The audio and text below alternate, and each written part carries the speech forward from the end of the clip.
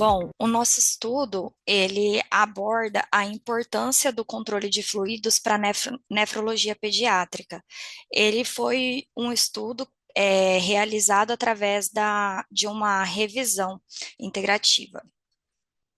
Bom, o balanço de fluidos, o controle hidroeletrolítico, ele é realizado através da implementação do balanço hídrico, né? Esse balanço hídrico, ele vai ser realizado através da visualização da porcentagem hidroeletrolítica que existe ali nos componentes, tanto de extravasamento quanto no interno do ser humano. Então, assim, a gente vai conseguir observar os fluidos que estão administrados nas vias intravenosas e também nas vias excretoras. Esse balanço ele é extremamente importante para a gente conseguir ter essa visão de como está esse sistema hidroeletrolítico desse paciente, desse ser humano.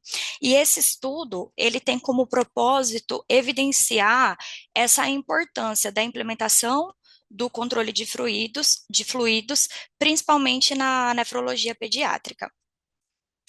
O objetivo é conseguir mostrar, através da evidência da implementação da enfermagem, como que a implementação desse controle de fluidos, do balanço hídrico bem efetivado, vai refletir na nefrologia pediátrica, a partir da ação dos enfermeiros. Bom, como metodologia, a gente usou um estudo de revisão integrativa, a gente totalizou um total de 4 estudos que foram analisados em plataformas online de estudo, que é a Cielo e a PubMed, entre o período dos anos de 2011 a 2021. Os resultados, né? Como resultado, a gente observa que a implementação desse balanço hídrico, ele vai fazer com que ocorra essa visualização da resposta hidroeletrolítico desse paciente. Então, ele é de extrema importância para quê? Para que a gente tenha a visão desse prognóstico do paciente e também que a gente tenha essa visualização da homeostase hidroeletrolítica dele, especialmente falando para neonatos, especificamente em prematuros, em virtude da grande probabilidade que eles têm de desenvolver um problema maior em virtude de uma complicação no sistema renal. Então, a gente consegue evidenciar que a implementação efetiva do balanço hídrico, ela vai ser primordial para a gente conseguir trazer um tratamento adequado, um tratamento efetivo e conseguir evidenciar como está a resposta do organismo dentro daquilo que a gente vai propondo. E também é de extrema importância para crianças, porque crianças, numa determinada faixa etária de 11 a 15 anos, por exemplo, elas tendem a não demonstrar um fator de risco maior no início das doenças, principalmente no contexto renal.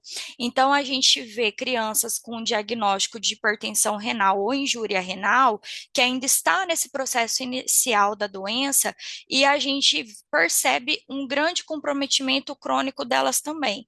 Então, é extremamente fundamental que tenha um método específico, sistematizado e efetivo da implementação desse controle de fluidos, porque assim a gente consegue trazer dentro desses setores especializados uns resultados maiores no controle do prognóstico da doença dessas crianças.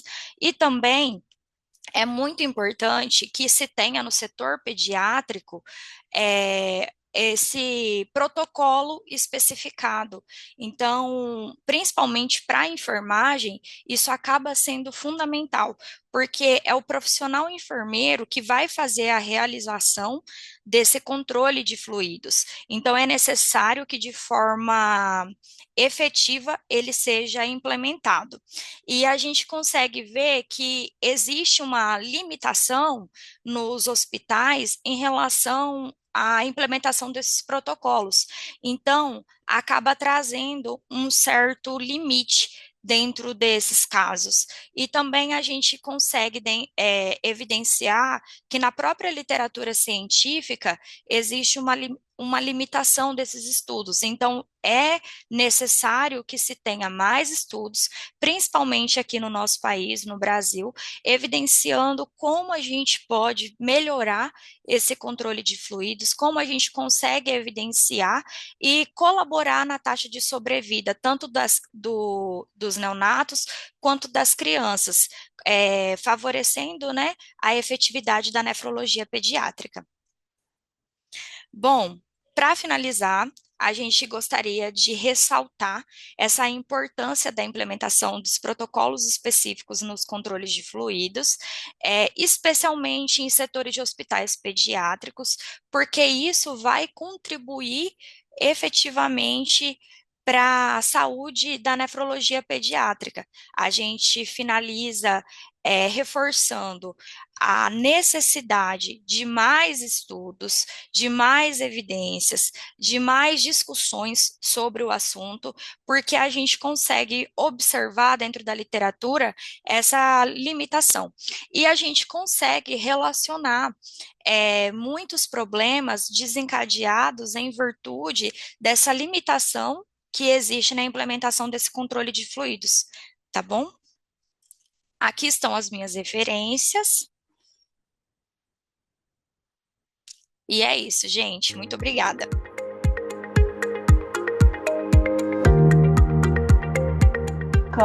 That was performed during the course of 3 years. It was an experimental pilot project on teaching empathy through visual arts to optometry students in Kentucky Optometry School. We all know that the major goal of health professions training is patient safety. And to achieve patient safety, we teach some knowledge, so the components of medical education and in general health professions education is medical knowledge, procedural skills, and also soft skills, of which empathy is very important. So empathy is described as the ability to share one's emotions without confusion between self and others. And it consists of 4 major components, which are cognitive component, putting oneself in a patient's shoes, motivational component, behavioral and affective component. So these are components of clinical empathy, which is a prerequisite for medical professionalism, so important in all health professions education. And it has been proven that empathy positively influences treatment outcomes, satisfaction with care, reduces the physician's burnout rates, increases patient's compliance with care. Visual art has been used for teaching in the health professions curriculum, specifically in US medical schools for several decades. And it has been proven effective in teaching empathy, observational skills, and empathetic communication. The objective of this post hoc quasi-experimental study was to explore the potential of visual art in promoting cognitive aspect of empathy development among the first-year optometry students. The project was part of medical physiology program. The name of the project was See the World Through My Eyes, and it involved, throughout the course of 3 years, 156 first-year optometry students in Kentucky Optometry College. So the project was organized in the following way. Students in the class were divided randomly into groups of 3 to 4 students, and leaders were also randomly assigned by Canvas. Each group received their clinical conditions, whether ocular disease, neurologic, endocrine, cardiovascular, or metabolic disorder that could affect vision potentially. They had to create a case and explain mechanisms of vision impairment in this case. They also had to choose the art object from open access galleries. And using AI tools transform the artwork to reflect patients' visual impairment based on their condition. So they also had to create patient's story, including patient's personal information, impact on daily life and work. So if you will see further patients' names on the presentation, they were the names created by students as well as the stories. This was followed by in-class presentation and discussion. So here are some of the cases, and you can see how the students transformed the artwork using different tools. Here we see the case of partenopia and patient Kyle Williams, who was diagnosed at the age of 4 during color vision screening at school. So this is what patient says about his condition. My vision impairment affected my perception of foods I eat. It can be tricky to pick a ripe banana or tomato and to cook meats thoroughly. Next case is abducens nerve paralysis. And again, you can see how the perception changes. The patient is Richard Johnson, 60-year-old photographer. He used to have hypertension over years and high cholesterol, and 3 months ago had a stroke and developed left abducens nerve paralysis. Patient says, I have learned the hard way to walk, to always walk with just one right eye open, or I will lose balance and lean towards my left side.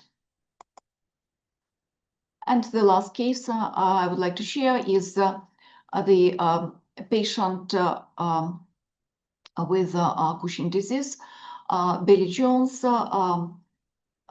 Billy was diagnosed with pituitary tumor 5 years ago. So this is what the patient says about his disease. Throughout my day-to-day life, I find myself twisting and turning my head, attempting to get a good view of the world through my peripheral. The smallest activities, like putting an egg into a bowl to make scrambled eggs, have become difficult tasks. Assessment of project effectiveness and satisfaction was performed again on a canvas through anonymous survey, where we used 3 Likert scale questions and open-ended questions. Response rate was 46%, and 65% of respondents reported improvement in knowledge and understanding of disease mechanisms, and 77% reported improvement in perspective-taking skills. The common themes that arose from narrative reflections were clinical case presentation, patient's perspective, assumptions and stigmatization, and preparation for a future profession. So this is what the students wrote.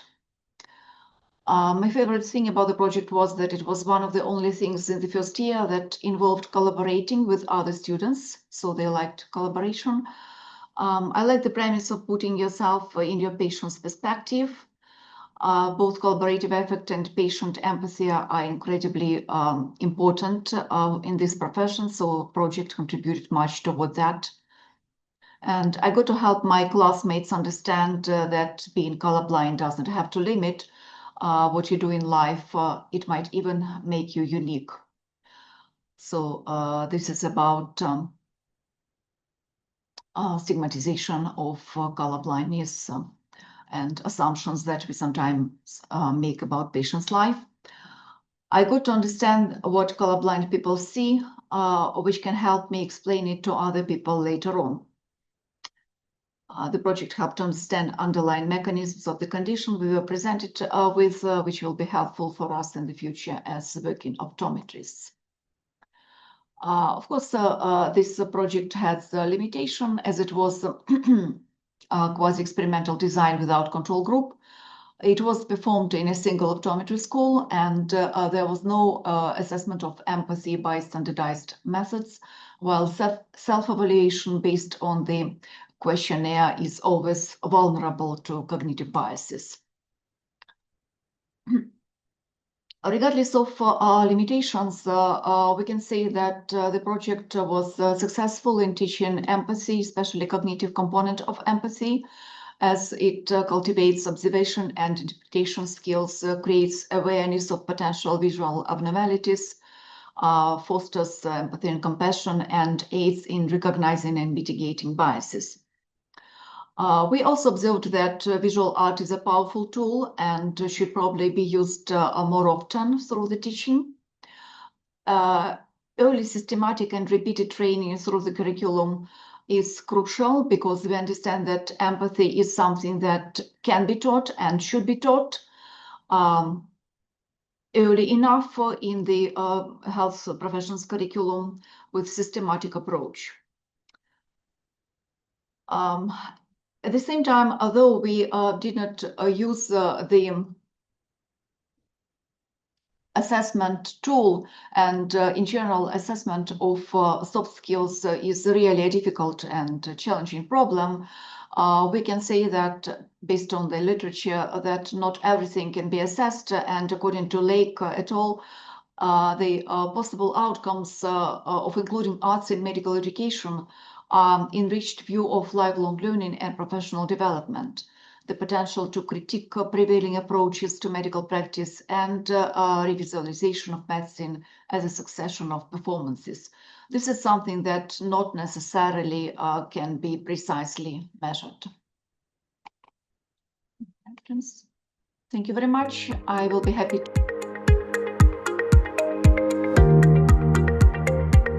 speak today. Today, I'm presenting a case report titled A Hidden Risk of Levodopa, a case of drug-induced SIADH and hyponatraemia. My name is Dr. Salwa Hadi, and I'm presenting this case report on behalf of Dr. Elodia Brunetti, Dr. Pankaj Singh, and Dr. Simon Turiati. This talk is based on a case report of a 67-year-old woman with Parkinson's disease who developed acute, symptomatic hyponatremia shortly after increasing her dose of levodopa medication. So, let's begin with some background. What is hyponatremia? Hyponatremia is defined as a serum sodium concentration below 135 millimoles per litre. It is one of the most common electrolyte imbalances seen in hospitals and varies in presentation and severity. And while many individuals remain asymptomatic, others may develop symptoms such as headache, nausea, lethargy, confusion, seizures, coma, and even death.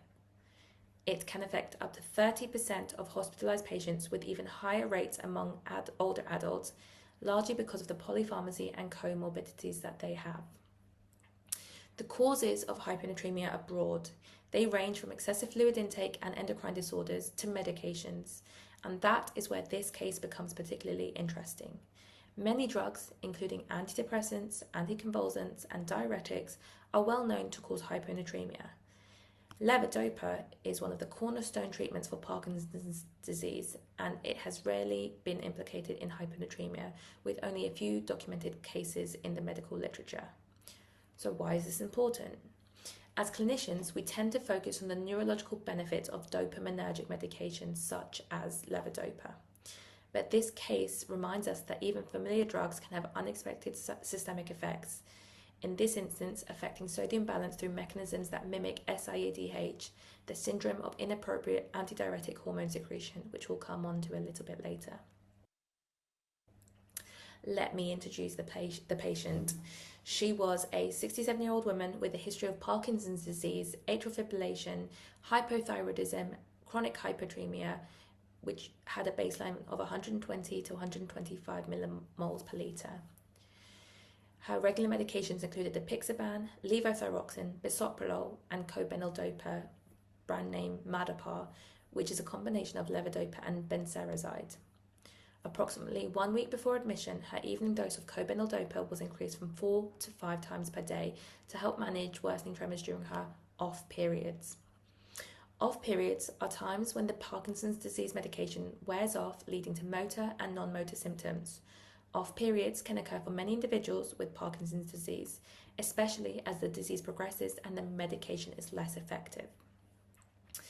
She was admitted to hospital following a mechanical fall that resulted in a left neck of femur fracture and required a cemented hemiarthroplasty. There was no loss of consciousness, vomiting, chest pain, or preceding symptoms. Her preoperative cognitive screen was intact with a 4 AMTS 10 out of 10 score. She was independently mobile prior to admission, living with her husband, and received no social care support. Initially, her procedure and recovery went well. However, by the third post-operative day, she developed acute confusion. Her sodium levels, which were already low, dropped sharply from 120 down to 108 millimoles per litre. Given her long-standing chronic hyponatremia, this sudden decline was alarming. So let's review her investigations. She appeared clinically euvolemic. By that, I mean she was neither dehydrated nor overloaded with fluid. Her laboratory findings showed a serum osmolality of 221 millimoles per kilogram. Her urine osmolality was 278 millimoles per kilogram, and her urine sodium was 23 millimoles per litre. Her adrenal and thyroid function tests were normal. This indicated that the serum was hypoosmolar due to the increased water to solute ratio. Although altogether this pointed to a SIADH picture. That's the syndrome of inappropriate antidiuretic hormone secretion. In SIADH, a trigger causes the body to release too much ADH, or antidiuretic hormone, or make the kidneys overly sensitive to this. This leads to excessive water reabsorption in the kidneys, which dilutes the sodium in the blood, leading to the low blood sodium, the hyponatremia. Levodopa-induced hyponatremia is believed to be the result of inappropriate secretion of the antidiuretic hormone. Experimental studies have demonstrated that dopaminergic stimulation may enhance antidiuretic hormone release from magnocellular neurons. However, this system appears to be highly adaptable, which may explain why only some individuals develop this rare side effect. This variability underscores the importance of individual patient factors and idiosyncratic responses.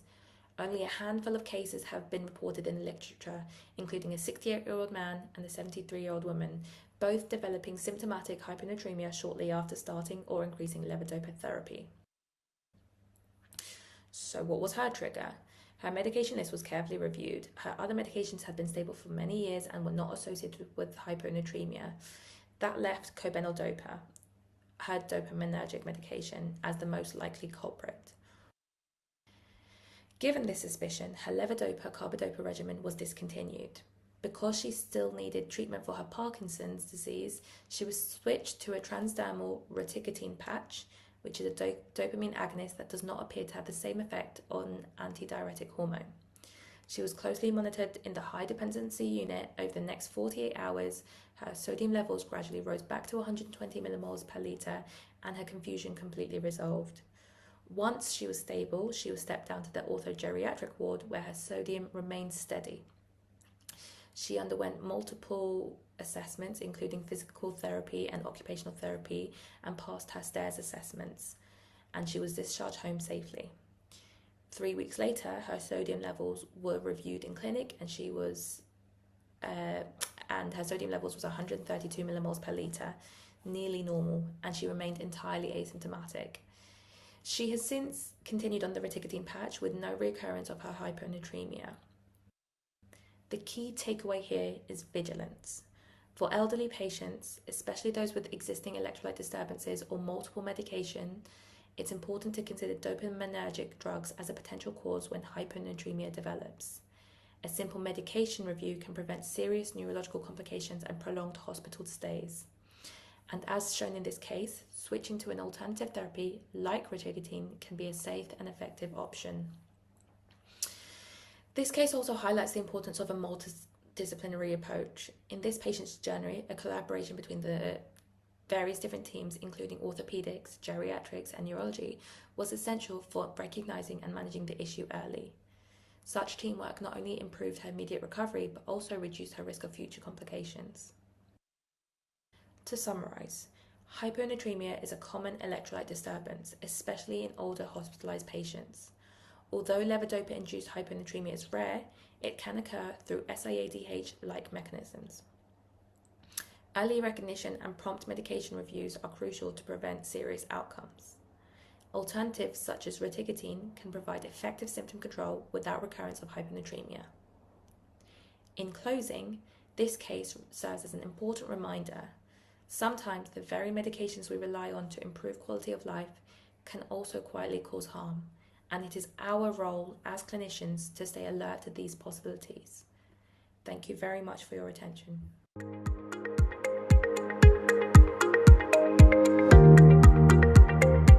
Training from orthopaedics and Buckinghamshire Healthcare and NHS Trust in the United Kingdom, and today I'm going to present a paper that was recently published in Curious Journal, and it was a bibliometric analysis of how machine learning has evolved and what application it has in the orthopedics surgery specialty. First of all, I'd like to thank my co-authors and say that I've got nothing to disclose in terms of purpose and background, so we need to make an introduction saying that artificial intelligence refers to machine's ability to perform tasks that typically require human intelligence, for example, speech recognition. And machine learning uses algorithms to automate decision-making by relying on models trained on data rather than explicit pre-programming of the model. And both have a large scope of application in medicine and surgery, so we wanted to explore the applications in orthopedic surgery. There's a gap in the existing literature, which we identified, as there was no study demonstrating the presence of machine learning within the whole spectrum of orthopedics. There were some studies in imaging, some studies in rehabilitation, but none within the whole spectrum in orthopedics.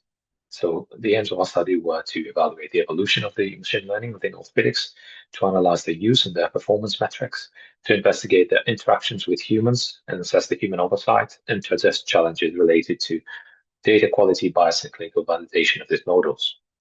In terms of material and methodology, we performed a comprehensive database search in Web of Science database in July 2025 using the following terms, and our search was limited to English studies only with no other limitations. A total of 7,467 studies were identified. This is the flowchart of the methodology and of our data extraction. So 7,467 studies identified. We identified then the top 100 most cited articles relevant to machine learning in orthopedics, and the further 8 studies were included as per the snowballing method. And data were extracted on all these parameters that you can see on the bottom of the screen, and 50 studies were excluded, with those reasons which you can see here. So what we found a total of 10,886 references with a mean citation count per article of 108.9 and a mean citation per year of 17.4. The articles were distributed across 66 different journals, with medical image analysis topping up the charts with 12 articles. In terms of cumulative citations per decade, the highest figures were observed in the 2010s, followed by the 2000s. The distribution of studies across level of evidence revealed a predominance of lower level studies. Level 3 studies demonstrated the highest average citation count, indicating wide variability in citation impact for this group. Further analysis demonstrated that the majority of studies were classified as level of evidence 5, with 46 studies being level of evidence 5, 43 of them being experimental. Only one of them was level of evidence 1, reflecting the paucity of higher level evidence studies within the field. USA topped the rankings with 45 studies coming from the USA, and they emerged as the most prolific contributors, and overall 32 different countries contributed. In terms of metrics, accuracy and traditional metrics such as standard classification measures, accuracy, area under curve, specificity, sensitivity, were the most predominant. Other task-specific metrics such as the DAS coefficient or image segmentation or the root mean square error were less frequently reported. Diagnosis was the predominant clinical task in the articles identified, with general research being the second most predominant. Image segmentation was third, and other goals such as outcome analysis or education and training were reported in fewer than 10 articles. So we see the trend towards AI and machine learning being used towards diagnosis rather than anything else. So a few things to discuss. And highly cited literature has concentrated on fracture detection and image segmentation tasks without correlation analysis being performed. The role in outcome prediction may include forecast of implant survival, functional recovery, gait and range of motion, fracture healing versus progressive to non-union comparison and oncological outcomes. In terms of comparison with humans, 17% of our studies involved a direct human comparison. AI in orthopedics, we found that it demonstrates performance approaching but rarely exceeding human expert level. It was superior in fracture detection in only 2 studies, but otherwise, AI machine learning never reached the level of a human expertise, including consultants or attending surgeons or radiologists or emergency medicine physicians. In terms of something we see very often nowadays, ChatGPT, there are only 4 studies assessing ChatGPT and directly comparing its performance against humans. And this performance was compared in exam type questions. What we found is that ChatGPT was never able to overcome the senior orthopedic surgeons in a direct head-to-head comparison.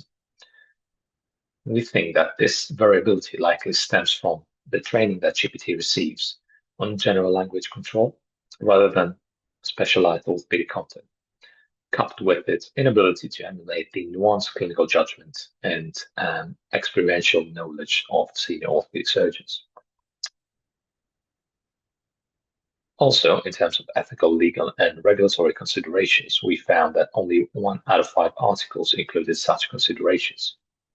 This is something to look into because we believe that human oversight should strongly be implemented in artificial intelligence and machine learning. However, most of the studies and most of the kind of hot topics around the field are kind of rounded around whether artificial intelligence can help people and whether it can achieve clinical tasks. Very few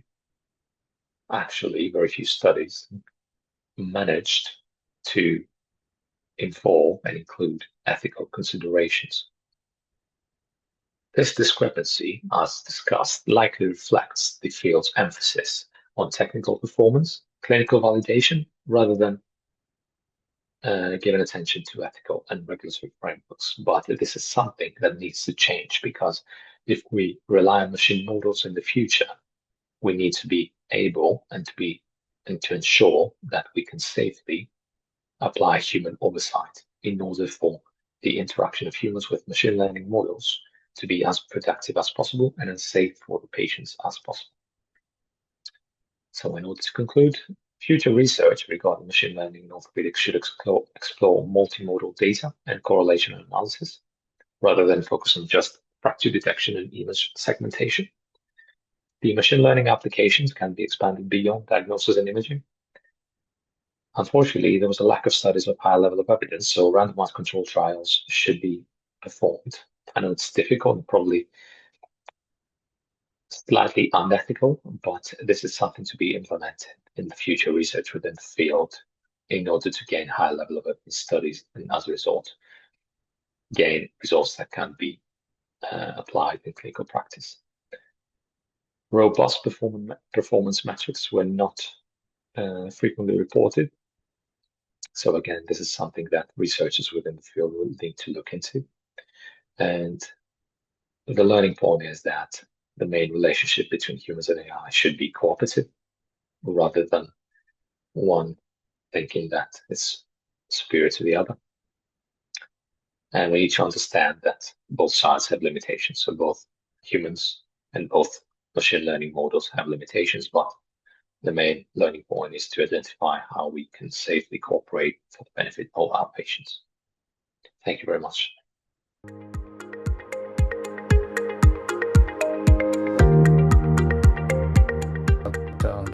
I'm a resident doctor at the Blackpool Teaching Hospital NHS Foundation Trust. Today I want to present a case that really challenged our first assumptions.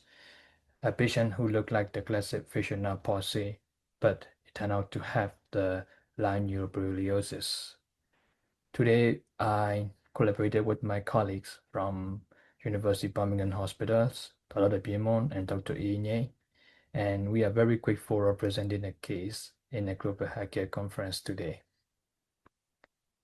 Bear palsy is a very common cause of the acute facial nerve palsy, but it remains a diagnosis or exclusions. That means we need to exclude the other differential diagnosis before making the diagnosis of Bear palsy. Some infections can mimic the Bear palsy, and timely recognition is very vital.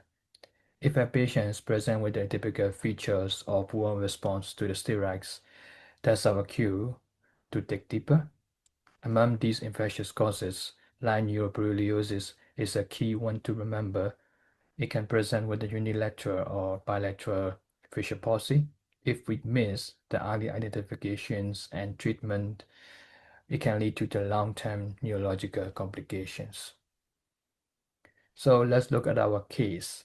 A 47-year-old gentleman with a background of well-controlled hypertension. He came only with the right-sided facial palsy. He had recently returned from the Greece 2 weeks prior to the symptom onset.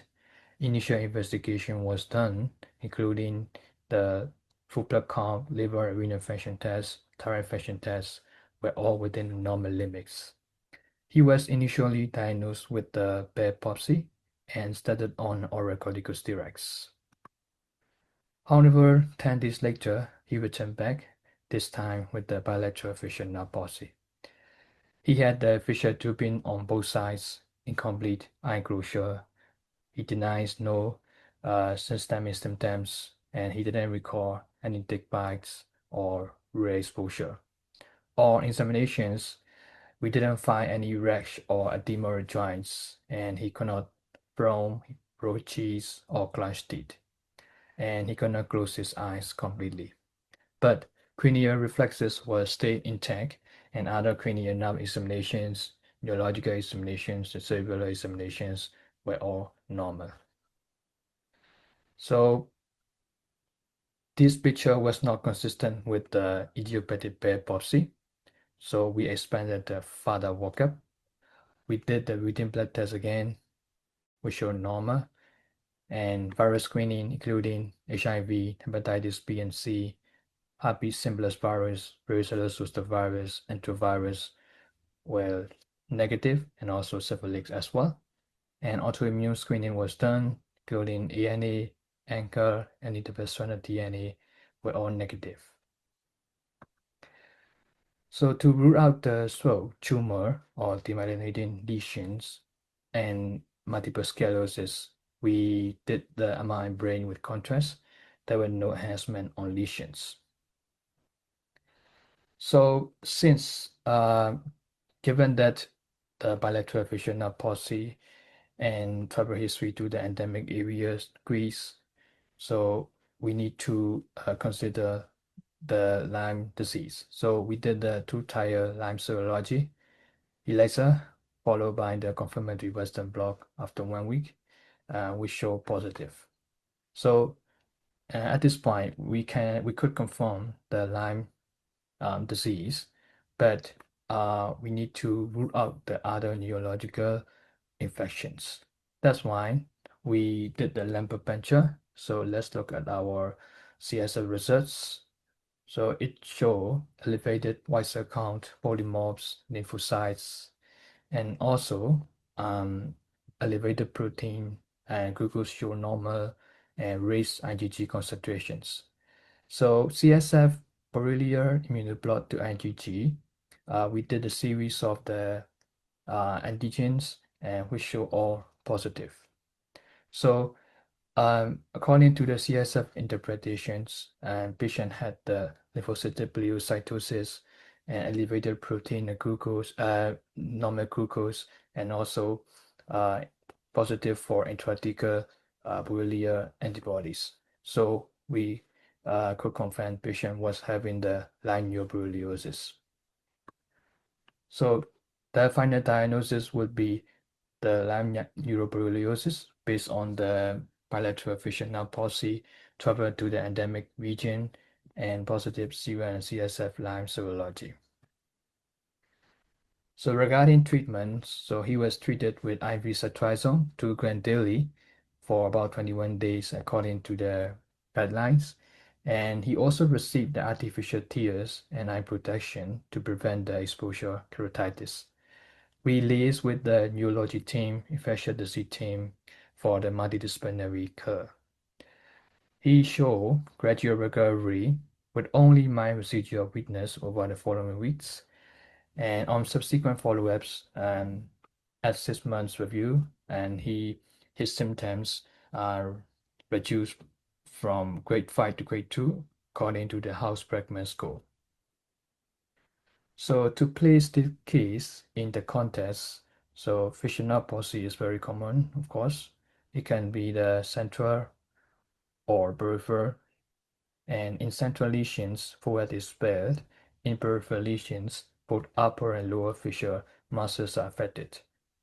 Symptoms may include fissure tube, loss of fluid winkers, and incomplete eye closure, and speech difficulty, and impaired emotional expression. Intubated Bell palsy is very common cause of peripheral fissure palsy, about 60 to 70% of the cases. So treatment with the steroids within 72 hours can improve the recovery. But again, it remains the diagnosis of exclusions. And certain red flags, for example, like bilateral palsy, rash, or arthralgia, sensory and motor deficits, and poor steroid response should alert us to the secondary causes. So supportive care remains important as well. For example, eye protections and physiotherapy, and in the presence of the fissure muscle weakness. So here is the differential diagnosis of the fissure palsy. There are so many causes, including infectious causes, and ear infections, metabolic, autoimmune, hormonal, environmental, neurological, and congenital. So there are many causes, but we need to conduct the comprehensive investigations to rule out these causes. For example, if the patient is having the Lyme disease, we can do the two-tier Lyme serology as before, and also we can do the virus screening for virus, and also syphilis antibody for the syphilis, and we can do otoscopy for ear infections and CT scan, and also for metabolic causes, we can screen the metabolic screening, and also for autoimmune, we can do autoimmune screening and pregnancy tests, and also for neurological causes, we can do the MRI brain CT scan and also the neurological studies. But it is important to remember that if it is having the infection causes or neurological causes, we definitely need to do the lab adventure to rule out these causes. So here is a House-Bregman grade. So as I said before, our patients reduced from grade 5 to grade 2. It is a significant improvement for him. So he could only, like having a slight weakness, normal tone, asymmetry at rest. Also, he can close his eyes, he can move his forehead, he can move his mouth slightly. So regarding Lyme neuroborreliosis, it can be caused by Borrelia burgdorferi, transmitted via the tick bites. So fissure palsy can be seen in 11% of the neuroborreliosis cases. Interestingly, 30 to 40% are bilateral. So tick bite can often unrecognized as our case, and erythema migrans may be absent. So other symptoms may include like headache, neck stiffness, meningitis symptoms, radicular pain, neuropathic pain, arthralgia, limb paresthesia or weakness, fatigue, malaise, fever, myalgia, and cognitive difficulties, memory issues, and cardiological involvement such as AV blockage, syncope, which are rare. So we need to consider Lyme neuroborreliosis in the atypical or progressive fissure palsy. So diagnosis mainly relies on the two-tier Lyme serology, ELISA followed by Western blot. And also CSF show lymphocytic pleocytosis, increased protein, and intrathecal antibodies positive. So regarding treatment, so the Infectious Disease Society of America recommended IV ceftriaxone or doxycycline for 14 to 21 days. So study show same efficacy between doxycycline and IV ceftriaxone. So the role of the steroids can be controversial according to the same studies. So with early treatments, and we can recover about 72% of the patients, but 10 to 20% can remain the persistent symptoms. So to conclude, and I would like to give the take-home message. So one feature palsy is bilateral, progressive, or atypical, take beyond the Bell palsy, and Lyme neuroborreliosis should be considered even in the absence of the rash or tick exposure. Prompt diagnosis and treatments should be studied early. So these are our references. Thank you so much for your attentions, and I'd like to acknowledge my colleagues, Dr. D.P. Montor.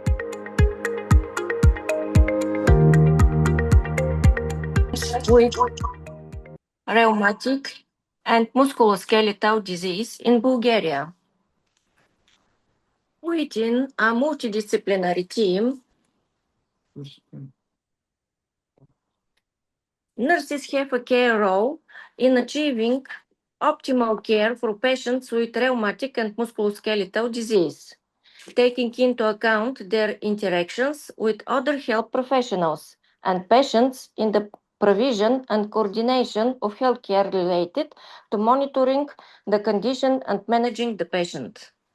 Nurses offer patients basic medical needs, but they also influence relationship in the MDT by incorporating holistic ideas into their practice. In response to the European standards of care in Bulgaria, steps have been taken to establish an organization of health professionals in the field of rheumatology under the leadership of the Bulgarian Society of Rheumatology. The EULAR General Assembly on June 11, 2025, voted to establish the Bulgarian Society of Rheumatology health professionals within EULAR. The aim of our study was to assess the attitudes of medical specialists, rheumatologists, and nurses in the process of providing healthcare to patients with rheumatic disease and to examine patient satisfaction with their implementation. A specially prepared survey offered to 34 nurses and 29 rheumatologist physicians working in 8 rheumatology clinics identified the following areas characterizing healthcare in rheumatology in Bulgaria: participation in a team, knowledge and application of a holistic approach by nurses, role of relationships in MDT, nurse-physician patients. Results: 21 or 61.76% of response confirm the need for multidisciplinary medical care. There are no negative answers, and only 2 or 5.88% have no opinion on the issue. Figure 1 shows us opinion of nurses on the implementation of care for patients with rheumatic disease by a multidisciplinary team. A holistic approach has been identified as a factor for success, taking into account the individual needs, values, and expectations of patients. The results of our study strongly confirm this. Table 1 shows us comparison of holistic nursing care and effectiveness of therapy depending the nurse-patient relationship. A statistically significant correlation was found between the implementation of a holistic approach by a nurse and the maintenance of an effective patient-physician relationship. And table 2 shows us comparison of holistic nursing care and effective patient-physician relationships. In relation to the multidisciplinary team, we investigated the opinion of nurses regarding the composition of the multidisciplinary team members. All of them, 21 or 61.75%, recognized the leading role of the rheumatologist in the treatment of patients with inflammatory joint disease and placed him in first place in the team, followed by rheumatology nurse 20 or 95.24% and general practitioners 13 or 61.90%. The response also recognized a psychologist A or 38.10%, another consultant specialized 3 or 14.29%, and in last place they placed the social worker in the group of the multidisciplinary team, only 2 or 9.52%. The reasons why rheumatologists do not have support in their practice were also analyzed. The answers were summarized according to the degree of importance for the specialist. The most important reason for the doctors, 60%, regarding the lack of support staff in the work process, in their confidence that they can independently handle the activities in the practice, immediately followed by their opinion, 5 or 45.45%, regarding the lack of trained staff. Only 1 or 9.9% of rheumatologists do not consider the lack of special training to be a significant reason and accept it as the least important reason for the lack of support staff, and 3 or 5 to 27.27% ignore the financial nature of the reason for the lack of other staff in the practice. And table 3 shows a ranking by importance for the reason for the lack of support staff in the practice. Discussion. The results of the study clearly show that nurses have a key role in the care of patients with inflammatory joint disease in Bulgaria.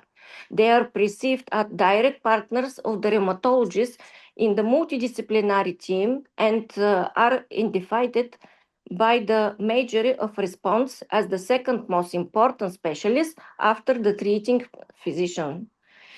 Is in the line with the European recommendations, which emphasize the need for an integrated approach based on collaboration between different health professionals. Our study shows the lack of specific competence and the need for structured training programs for nurses. The lack of systematic training creates a risk of inconvenient quality of care. This highlights the need to introduce specialization in rheumatology care in Bulgaria. The study also reveals the importance of the nurse-patient's relationship as a factor in the effectiveness of therapy. This result is in line with international data according to which nursing support contributes to higher satisfaction and better adherence to therapy. The results of our study on doctors and nurses' assessment of the role of support staff are surprising.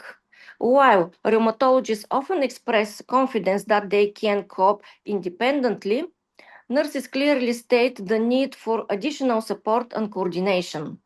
This imbalance can be explained both by organizational and financial constraints and by the lack of clearly defined competencies for each professional group. A strength of the present study is the inclusion of both nursing and physician perspectives, which allows for a comparison of attitudes and identification of gaps in the organization of care. However, a limitation is the relatively small number of responses, which may limit the generalizability of the results. In conclusion, the data highlights the need for a clearer structuring of the role of the nurse in rheumatology in Bulgaria. the introduction of specialized training and the stimulation of multidisciplinary model of work. This will contribute to increasing the quality of care, patient satisfaction, and the effectiveness of therapies. The participation of nurse as part of MDT is necessary for active management and strict monitoring of the disease based on patient education. The expansion of the role of the nurse requires in-depth training and specialization, as her professional training must respond to the constantly changing trends in the medical environment. A holistic approach has been identified as a factor for the success for the healthcare model implementing in Bulgaria, taking into account the individual needs, values, and expectations of patients. Thank you.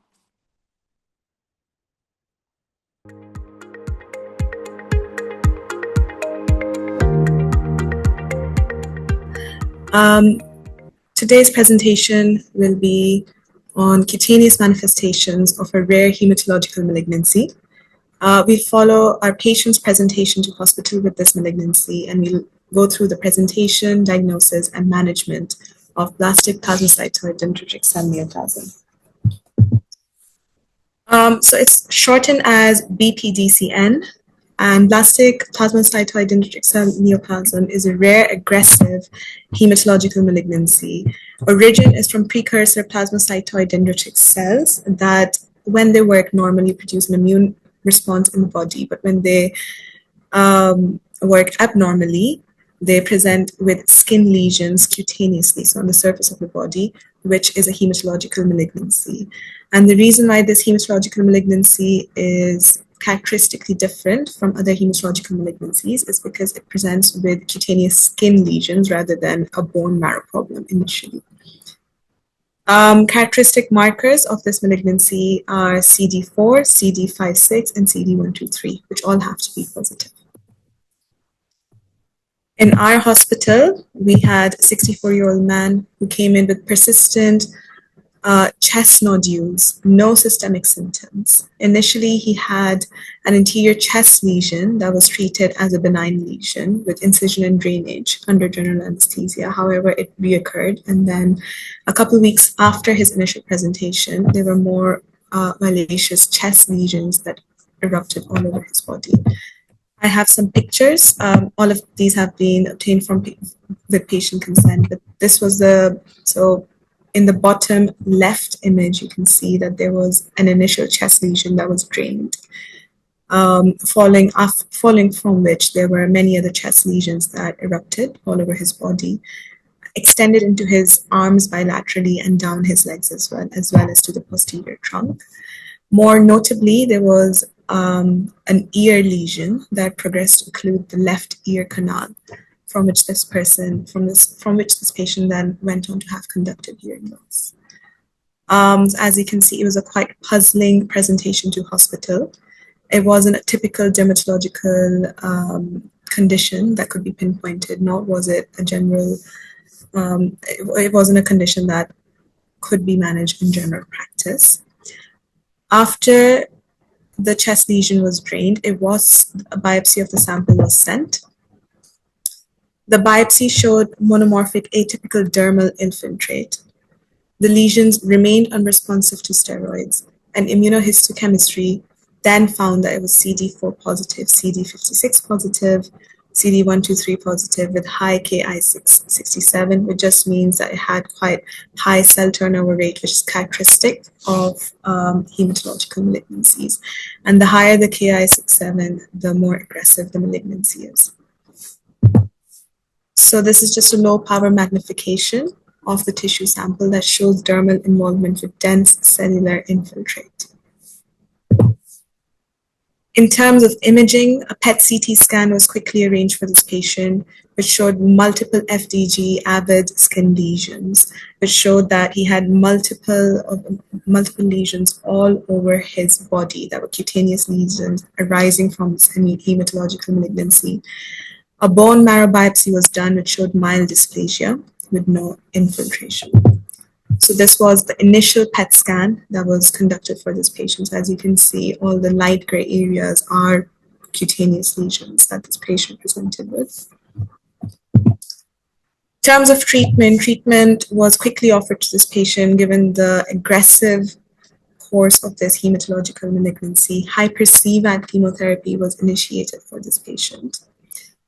CNS prophylaxis was given because this hematological malignancy can metastasize very quickly through the spinal cord. Intrathecal methotrexate was given every 2 weeks. This patient showed a very good response to treatment, and after the first cycle of hyper-CVAD chemotherapy, all of the cutaneous lesions on his body regressed. And because he was showing such good response to treatment, we proceeded to then sign him up for an allogenic stem cell transplant in a tertiary center, which he then underwent as well. A repeat PET scan was done for this patient as well, which showed excellent metabolic response. There was no more FGD uptake. This is the PET scan after the first cycle of hyper-CVAD chemotherapy. So you can see that none of the cutaneous lesions that we saw earlier remained. So he had actually very, very good response to treatment. Unfortunately, this patient died due to a viral illness post-transplant. He went into cardiac arrest, and despite multiple rounds of CPR, he could not be revived. He remained in remission until death, and he had no confirmed relapse. However, this malignancy is associated with very aggressive metastasis and relapse as well in these patients. The aim of this discussion and the aim of this case report is really to let everyone know that blastic, plasmacytoid, dendritic, and neoplasm is misdiagnosed initially. Early biopsy is essential for this malignancy given the aggressive course of this malignancy. After biopsy, if a lesion is CD4, CD56, or CD123 positive, then it's strongly correlated with BPDCN. And to prevent relapse, transplant is really just central to management. Future therapies have been considered. CD123 targeted therapies have been considered. However, they're not licensed for use in the UK. Other chemotherapy agents have been considered, but because of the rarity of this condition and how aggressive it is, we just need to do more research to see what can be best done for our patients. So to summarize, BPDCN is very rare and aggressive. Skin lesions are often the only clinical sign of this malignancy. Diagnosis needs biopsy, and it needs immunohistochemistry. Hyper-CVAD and transplant is essential, and we're looking to see what new therapies can emerge.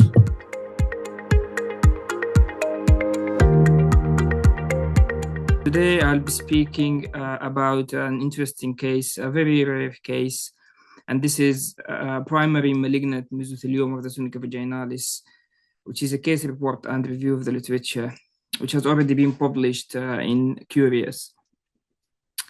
So probably most of you have heard about pleural mesotheliomas or maybe a peritoneal mesothelioma, but this is unique. With only less than 300 cases reported in literature since 1957, the discovery.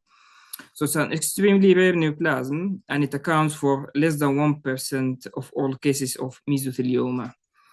The typical age of presentation or occurrence is between the 6th to 8th decades, and our patient was 87 years of age. And the most risk associated with this is the 60% recurrence rate, especially in the first 2 years post-operatively.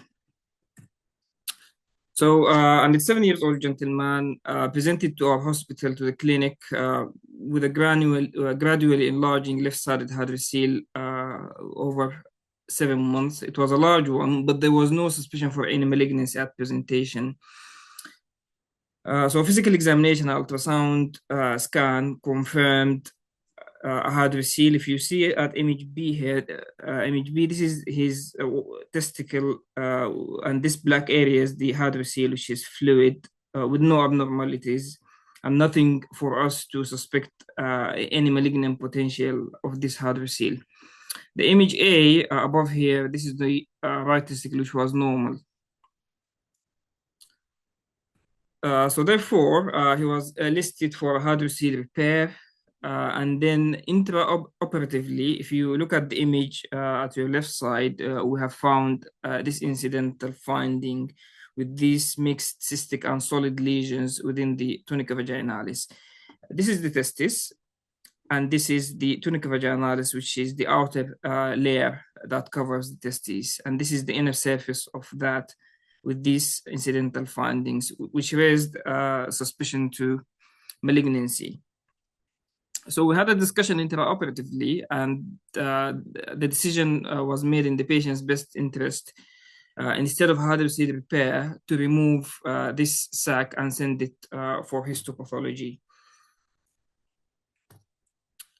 So the histopathology has confirmed an epithelioid malignant mesothelioma of the tunica vaginalis with its typical tubopapillary growth pattern, and I'll show you some histology pics in a minute. So the mean histochemical profile, this sample was positive for calvitinin, Wilms tumor 1, AE1, AE3, and D240. And it was negative for carcinomurinic antigen BER, EP4, CK56, and CK20. So these are the histology images with positive immunohistochemical markers. So consequently, the case was discussed in our multidisciplinary meeting at the urology department, and the recommendation was to proceed with a radical inguinal orchidectomy, which is the mainstay of treatment, and the staging CT, chest, abdomen, and pelvis. The CT scan on the right side did not show any signs of metastasis. It was a normal CT scan. This is just a simple kidney cyst on the right side. Consequently, the definitive surgery was performed in the form of a radical inguinal orchidectomy. And as I mentioned previously, the CT for staging did not show any evidence of metastasis. And the histology from the orchidectomy has confirmed the same diagnosis of primary malignant mesothelioma of the tunica vaginalis and testis. Then the patient was discussed back in MDT, and the recommendation was to do a close follow-up for the disease, as there is a high risk of early recurrence. So he had a scrotal ultrasound in 6 months' time. We showed a normal right testicle, as it was previously, and a normal left empty hemiscrotum with no signs of local recurrence. Furthermore, he had a CT, thorax, abdomen, and pelvis, which also did not show any metastatic disease. And the patient remained disease-free with excellent recovery and quality of life at 6 months of follow-up. The plan going forward is to continue with 6-monthly interval follow-ups with ultrasound scan for the scrotum to check for local recurrence, and CT, chest, abdomen, pelvis to check for distant metastasis. So just a few points that I want to highlight here as, to summarize and to take home messages. So the diagnostic challenge associated with this disease is that it presents most of the time with a benign appearing hardware seal. And the preoperative diagnosis is really challenging because you can't tell, because very rarely the scans do show any abnormalities. As in our patient, we thought that this is just a usual hardware seal. So imaging is frequently non-diagnostic before the operation. So therefore, a routine histological examination of atypical or recurrent hardware seals is always essential. I know that some surgeons might not send the histology samples for usual hardware cells, but I would really encourage that all hardware cell samples to be sent for histology. And then the second point I would like to emphasize is that the treatment standard is always a radical inguinal orchidectomy with negative margins, because if you don't clear the margins and if you don't get rid of the disease, you're never going to control it, especially with this disease, that has a high risk of local recurrence. And actually, complete resection is the single most important prognostic factor for local disease control. So number 3, on systemic therapy, there is some studies and taken from platinum pemetrexed medication. Platinum-based pemetrexed medication, which is borrowed from treatment of pleural mesothelioma, but more research is required in this. And in our patient, we have discussed this with our oncology colleagues, and they have not recommended to start him on such therapy. So it needs a bit of more research to be formalized in the future. And then finally, about the follow-up protocol, close surveillance is mandatory because, as I mentioned earlier, there is a very high risk of local recurrence. So key takeaways, please put in mind and have a high index of suspicion for this disease, especially in recurrent or atypical hardware cells, and even without asbestos exposure. And traditionally, the pleural and peritoneal mesotheliomas are linked to asbestos exposure. However, our patient has never had any exposure to asbestos.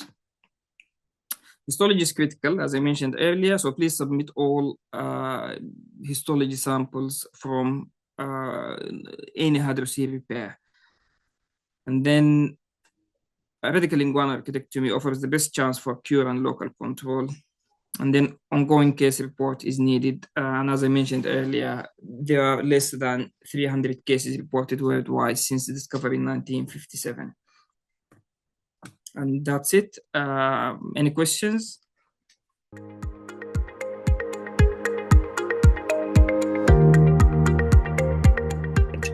A significant emission comes from clinical waste and the procurement which we do for day-to-day investigations. And this has a greater impact to the cost saving.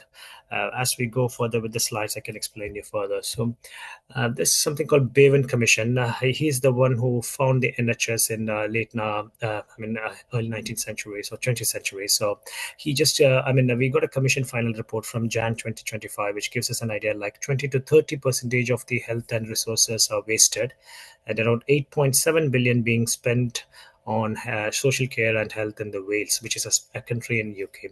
And we want to potentially reinvest around 2.6 billion by reducing waste. So how we're going to do that, or how we're going to help with that. So we had 2 bottles, which we do in our medicine department, our emergency medicine department, like a gray and blue bottle, where we are trying to cut down the cost and the carbon impact. And the carbon emission most probably comes from the list of gases which I mentioned at the top: methane, nitrous oxide, sulfuric acid, and CFCs, PFCs, and HFCs. So there's some nice animations which we have done from our NHS, which gives us an idea what are the scope where we can cut on the cost and the carbon footprint. So we are mainly looking into the scope 3, specifically on medical devices and the blood bottles and the medicines. And I'm specifically asked to look into the blood bottles in our hospital. And we are doing this in ED, emergency department. I know it's a really a pressure environment because the resource, we can't really strain the resources because it's really an urgent and emergency pathway where we can't keep on looking which we need to cut down. So, but we can do that with an effective interventions. So there's like a Arkham Royal College of Emergency Medicine wants to achieve this goal of reducing the environmental impact of emergency department. So we are working on the sustainability framework which can help ED achieve a net zero goal towards 2035 and 2040. So we did the gray bottle. Why bottle does matter? So normally gray bottle is used for collecting glucose, to check the glucose and lactate. And we do often check glucose with that lactate in rare cases where we need to have a sepsis screening or anything. Um, so the gray bottle is mainly used for checking the glucose levels. The patients who are hypoglycemic, or DKA workup, or sepsis workup, or some patients in acute critical care, or who are on non-ICU setting needs to have a blood glucose to see what's the blood glucose, and based on that we do the management. And there are myths about the gray bottle usage. There's a myth like you need to do gray bottle because if you're done gas, still you need to gray bottle because to see the glucose. There's not going to be any change in the glucose if you're going to do in a gas or if you're doing in the gray bottle. Both are going to be the same. Only until and unless if the blood glucose shows high in the point of care glucose machine, we need to do a gray bottle to see what's the high means. And the gray bottles are more stable, but even the blood gases are even more stable.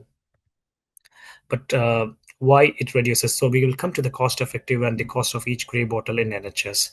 So the Royal College of Pathologists has advised that to do a gray bottle, we can wait till the point of care glucose has shown the glucose level. Maybe we can treat them. If it is not really helping with the treatment or the symptoms, then we might go for the gray bottle. So each gray bottle costs around near about £2, and it's non-recyclable due to its contamination from the biological sample. So anyway, it's gonna go for the incineration process, which again leads to an environmental concern, and which again is going to release carbon dioxide to the environment. And we did this quick snapshot of our ED. So normally in our ED, we used to see around 250 to 300 patients on an average. So when we did this audit, we just screened through 220 patients, out of which 62 patients had gray bottles and 48 gray bottles were unnecessary. The reason why we say unnecessary was based on the trust guidelines and the NICE guidelines. We screened who all needed gray bottles and who all didn't needed the gray bottles. So we just extrapolated the cost to 1 year in just one ED. It came around like £30,000 near about. And I know this sounds like a huge amount, but if you look into the whole picture, we are also spending a lot of unnecessary investigation and putting a strain on the carbon impact in the environment. So the next one which we got was the blue bottles. So this is a coagulation tube, which we used to primarily use for prothrombin time or APTT and INR, and also diagnosing coagulopathies and monitoring warfarin therapy and assessing the clotting function in acute setting. But this blue bottles has been really used a lot in the emergency department everywhere. Just for once the patient comes in with some chest pain, we do the blue bottle, but it's really not needed because the blue bottle is needed if you want to check for a D-dimer and if it's a confirmed acute coronary syndrome. Otherwise, there is no need of doing a blue bottle because it just puts the pressure on the lab and the staff, and we're just wasting the resources. And so normally the indication for blue bottles in the ED from the NICE guidelines, if you're suspecting a venous thromboembolism, where you need to have a D-dimer, or a major trauma or active bleeding, where you need to sort out whether this patient needs a transfusion or anything, and suspected coagulopathy in patients who are cirrhotic or are having an anticoagulant overdose, and before any surgical procedures, and maybe for monitoring the anticoagulation. So what are the common pitfalls of the blue bottles used in the ED? So normally there's a marking in the blue bottle. If you fill below that, the sample can't be run in the lab because the processor needs at least a few amount of bloods to run on that. So it just gets rejected if you just fill below the level. And the delayed transport to the lab. Sometimes when the blood bottle is not transported quickly to the lab, there's just a 4 hours time for this blue bottle. So if it passes more than 4 hours, we won't be able to get the exact result of the coagulation profile, and it gets rejected again. And there are I'm not sure about the mixing with the other blood bottles, but we came to know about the mislabeling and wrong samples, but it's in a very small fraction amount. And the Royal College of Pathology advises that avoid coagulation test unless there's bleeding, anticoagulant use, or liver dysfunction. And a nice clinical guidance gives us an idea that we need to do this only if we are doing a thrombolysis or a suspected bleeding disorder. And Arkham best practice also advises the same. It needs to be targeted, not a routine practice to do every patient with a blue bottle. So we did an audit on the blue bottle as well, where we screened 200 patients, out of which like 22% of had a blue bottle, and out of it, I mean, like 26 or around 58% were unnecessary. But the big comes up when the price of the bottle goes up to £4. The price of the bottle doesn't mean it's about the single blue bottle. It also includes the lab reagents which we use, and the staff cost, and the transportation cost, everything including it comes up to £4 Sorry here. for the interruption, doctor. Your slides are not moving. Can you see the slides now? It's in second slide. Yeah, you can see that annual cost and impact, right? It's in the second slide. You are talking? Oh, is it in the second, still in the second slide? Okay. Yes, yes. Yeah, it's. I thought it was moving. Okay. Can you see it now? Yes, we can, but it's still second slide. Oh. Not sure what's. Okay. Okay, but it's going to be another 2 more slides and I'm going to finish it. But 2 minutes, I'm just checking. I'm so sorry. I'm not sure why it's happening. Okay.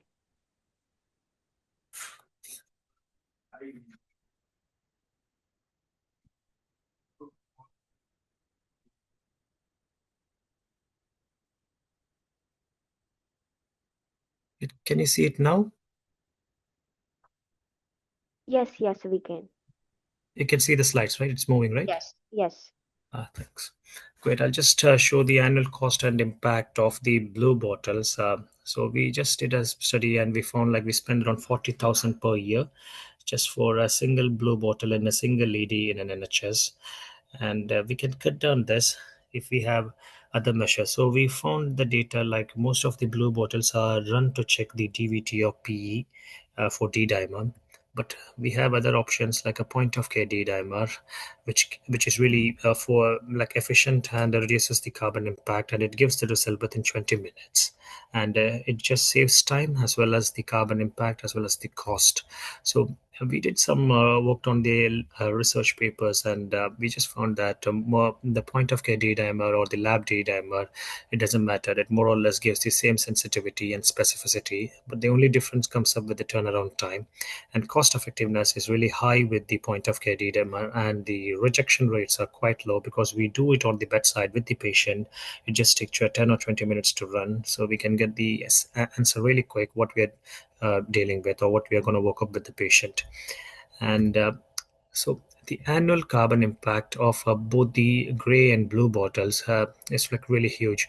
So we got this carbon dioxide emission data from the NHS sustainability and audit data, where we got the carbon estimate, and we found like if we are going to keep on doing this unnecessary bottle in a single lady in a single year, we are going to like release like 8 tons of carbon dioxide annually into the environment.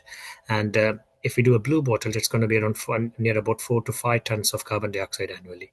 But I think this is a need for us to act and do the sustainability, because we need to give the future a proper one. So we just implemented these changes with these strategies. We did a staff teaching, we did labeling posters, and we started to have a point of care testing.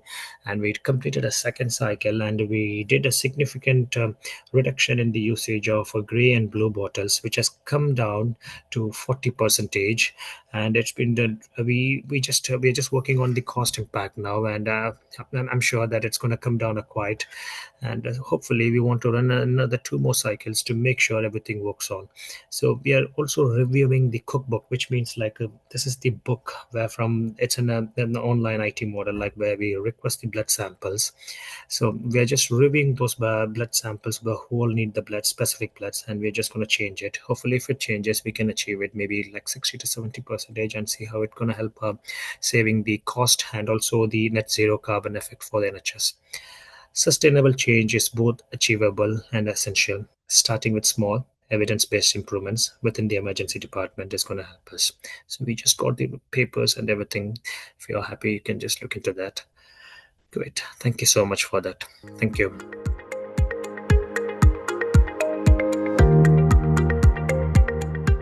And I've moved to the UK in 2022 to pursue my master's in healthcare leadership, and simultaneously I got my licensing exams in the UK and started working as a junior doctor.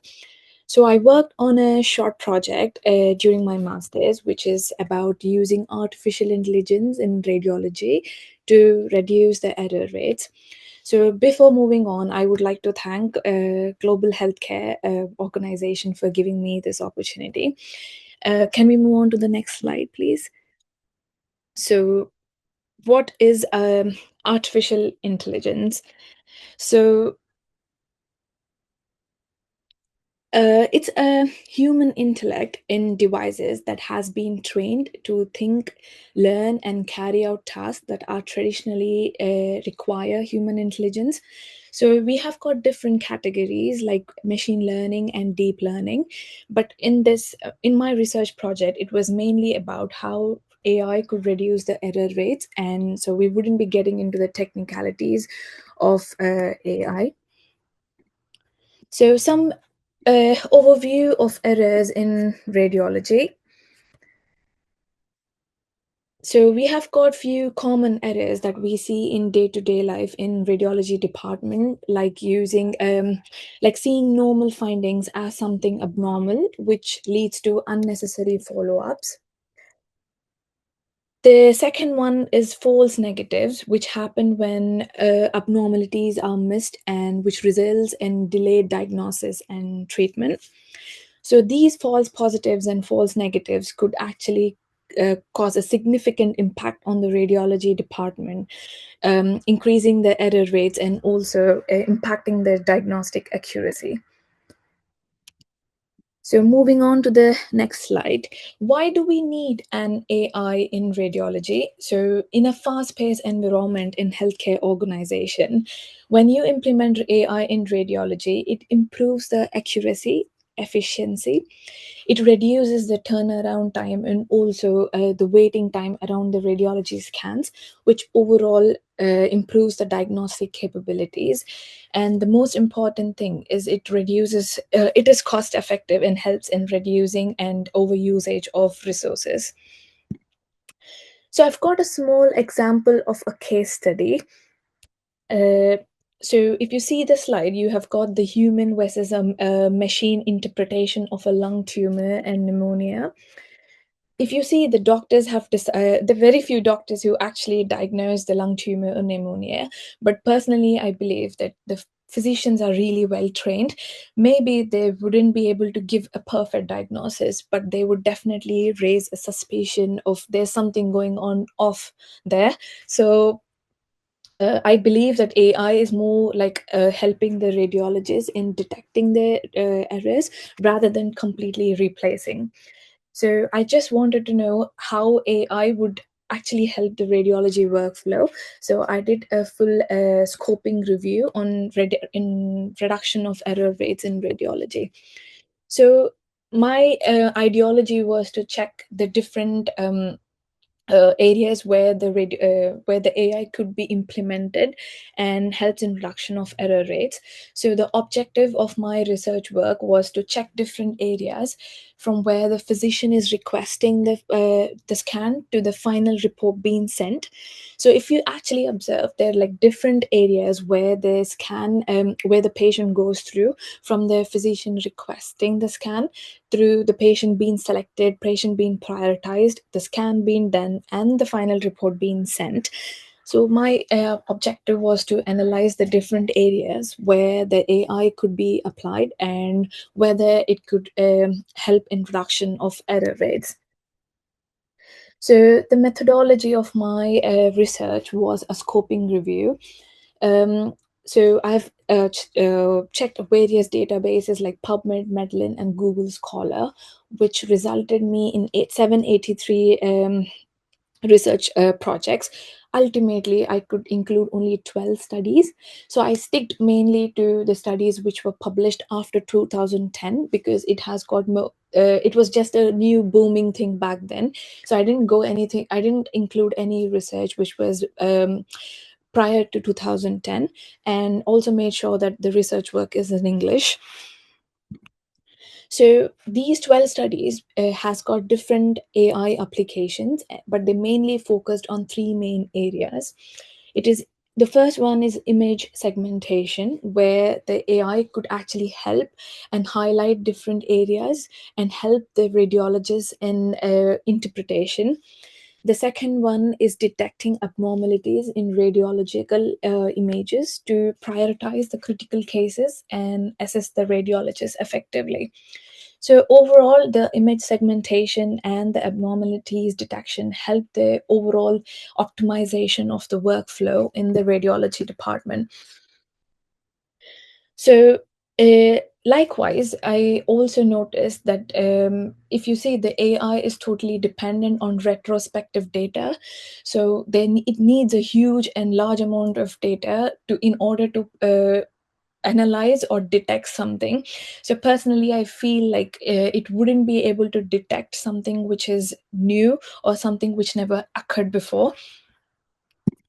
So moving on, we have got some AI assisted error reduction strategies in these 12 studies. So there were good results where there was a significant decrease in the error rates. But what I've personally noticed, that there was no 100% reduction in the error rates. So the first one was automated image analysis and anomaly detection. So AI algorithms did analyze various medical images and helped in reduction and quickly detection of the abnormalities. But again, it didn't reduce the error rates to 100%. The next one was it helped the radiologist in decision supporting systems, where it highlighted different areas and also highlighted different areas and helped the radiologist in prioritizing the scans accordingly. We also did see the quality assurance of the report. So generally, there could be some grammatical errors or post-reporting errors, which were really well supported by the AI systems and highlighted the errors in the report or scans to the radiologist after the post-scan. So like any department has got its own challenges and considerations. So I feel when you apply like a new thing into your daily workflow, there are certain challenges that we need to be aware of. So the first one was the data quality. Like I mentioned earlier, most of the data is retrospective. So anything that is new, we might find the AI might find it really difficult to detect. So the data quality is something that it's a huge limitation, because only that's old is present and something that is new has to be detected by a human being. And most of the AI models, they lack transparency, making it really difficult to understand what they're actually highlighting. And it can also give us a lot of false positives and false negatives. And the most important thing in a healthcare organization is data privacy and ethical concerns. So with huge amount of data being out there and being spread, so I think applying AI could actually breach the confidentiality. So a lot of so the ethical concerns and the data privacy needs to be checked and checked and properly planned before being applied in a radiology workflow. Uh, and the last one is integration into clinical workflows. So, like I said, we have got like different people coming from different backgrounds. So it can get really tricky to train everyone and to bring them onto the benchmark where everybody could actually use it effectively. So that needs a lot of training. Not just the radiologist, but the one who are working in the department needs to know what kind of models are being applied to, and regular training programs has to be conducted in order to the department to understand the streamlining of the new AI models. And also the department has to be open to change, and they need to understand that the change is something is going to be is the only constant, and new things keep coming up in AI models. So over these 12 studies, I did see that there were a few opinions about future directions. Like we get to see on daily basis, especially in research, that AI is going to take over the radiologists. AI is going to completely replace the radiology department. So I have done certain taste weeks and observerships to understand whether it's actually going to take off. But personally, I realized that we are far away from AI actually replacing the radiologists, because they've been working on these models for many years now, and it's still the AI model can actually give a lot of false positives, but they've started using it in the departments in order to help the radiologists, but not exactly replace them. So the first few things that I've noticed in these 12 studies were explainable AI, where AI models transparency could be included, and making radiology decisions more easier to understand and trust. There's something called federated learning, where the data security of the AI models will be improvised. And these new AI techniques can boost the performance of the radiology department and reduce the workload. And there's a potential for personalized diagnostics, where I feel like the AI could actually analyze the patient's past medical history and diagnose it accurately, and also highlight the important things to the radiologist.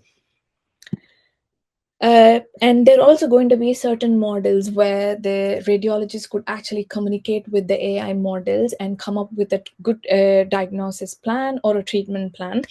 And these interactive AI tools can actually help the radiologist in highlighting the subtle details which could be missed by a human eye.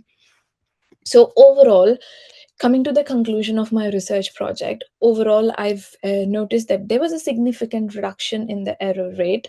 It streamlined the workflow and helped in the diagnostic accuracy, but there was no 100% statement that the application of radiology could actually reduce the complete error rate. So I personally feel like radiology and the AI could go hand in hand and not exactly replace the radiologists in future. Thank you.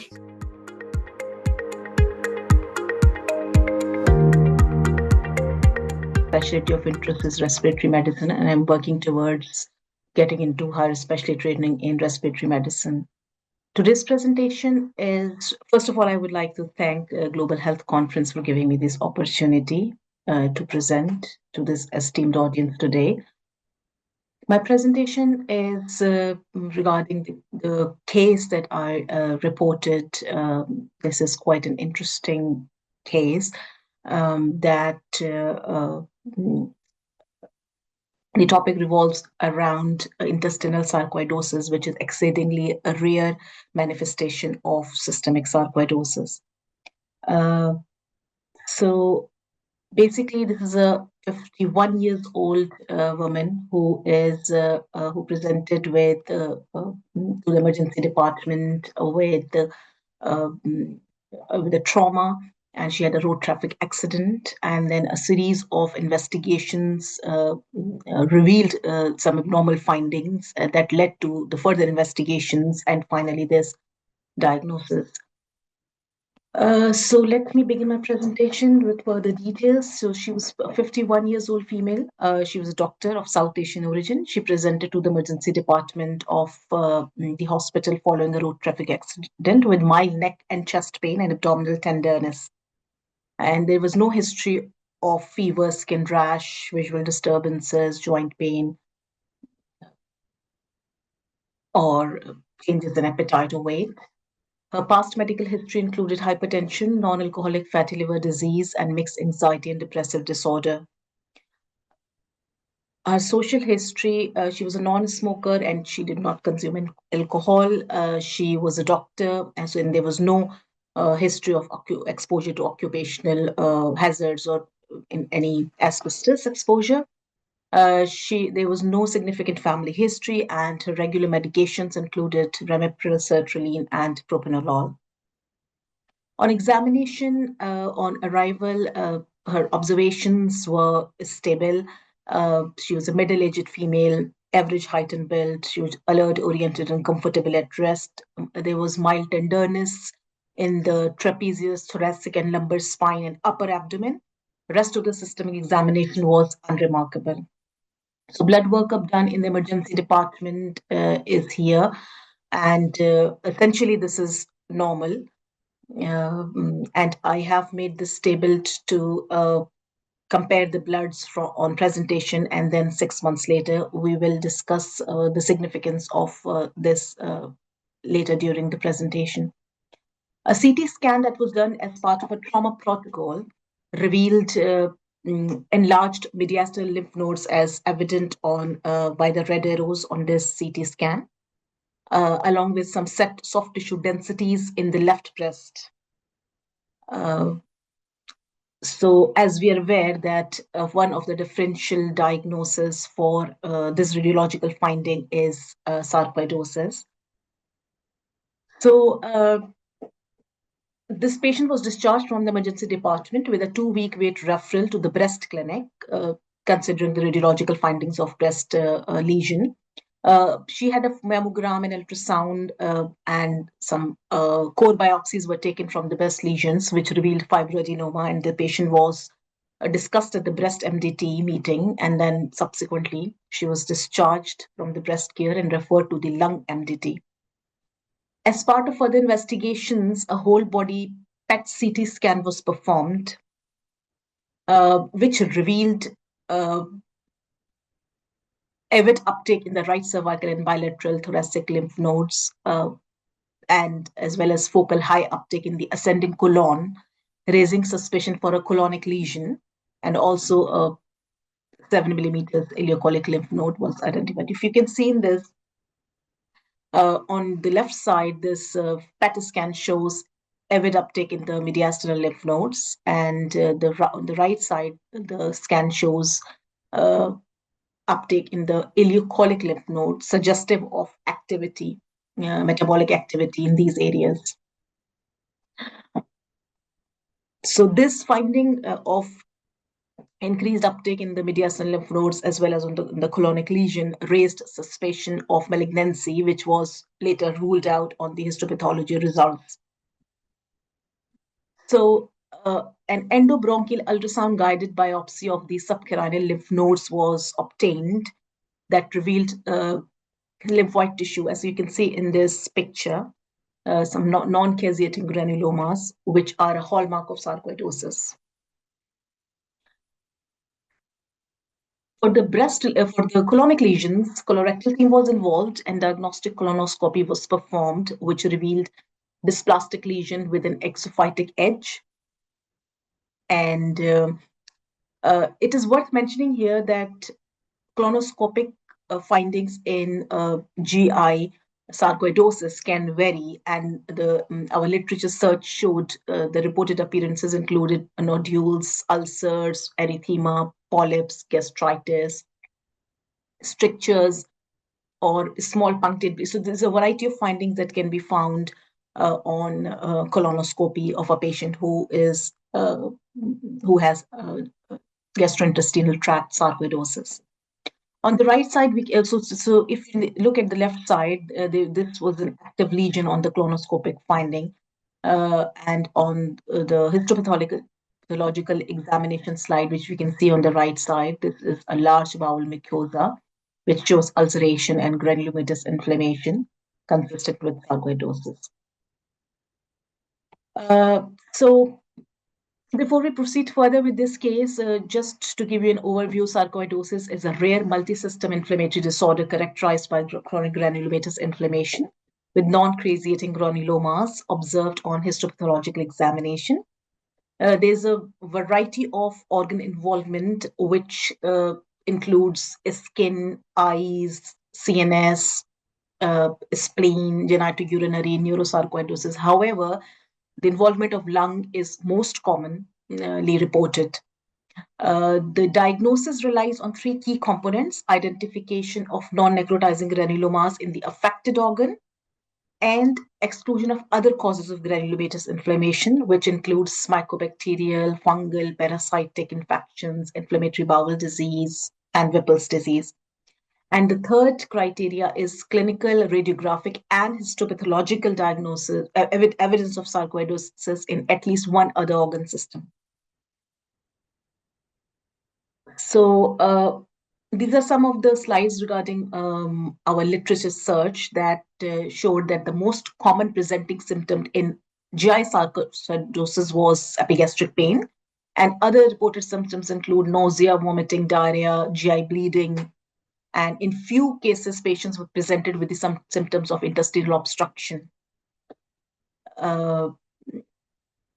It's worth mentioning here a few highly specific syndromes which are associated with sarcoidosis, which one is Lofgren's syndrome, lupus pernio, which is almost pathognomic of sarcoidosis, and Hereford syndrome, which is a combination of anterior uveitis, facial palsy, fever, and bilateral parotid gland enlargement.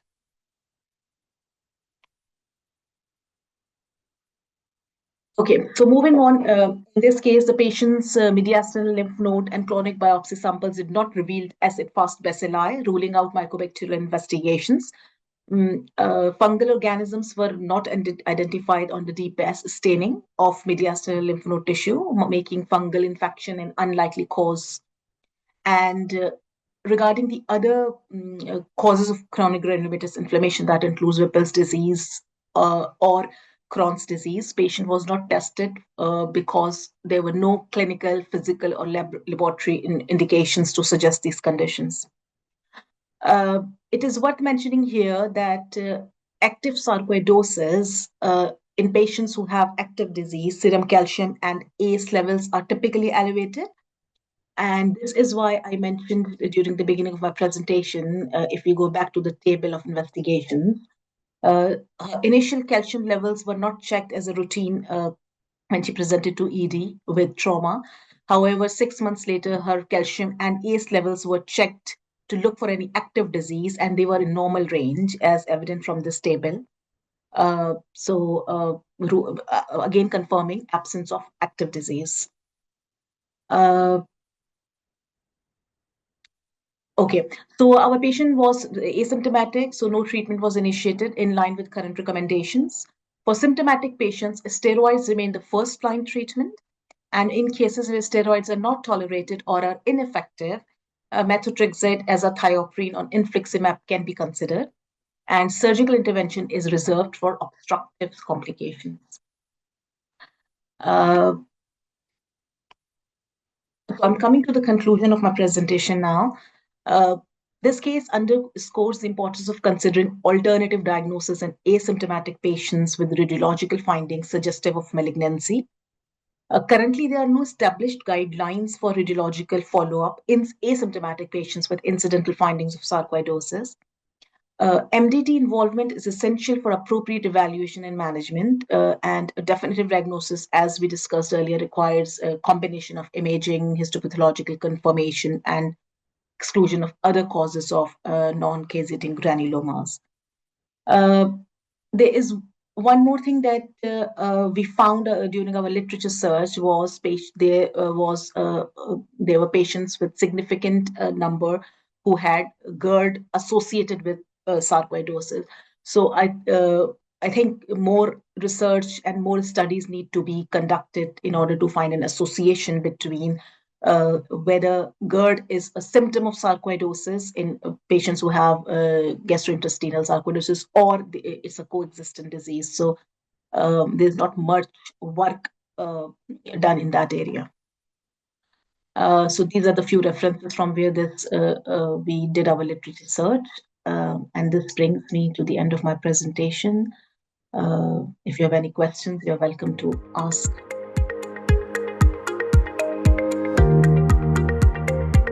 I'm going to be presenting an interesting case about non-ketotic hyperglycemic hemichorea. Also, I would like to thank the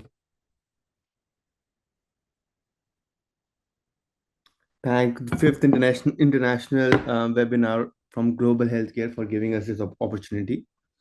So let's proceed with the case presentation. Before we proceed, let's discuss about what is chorea and embellismus actually.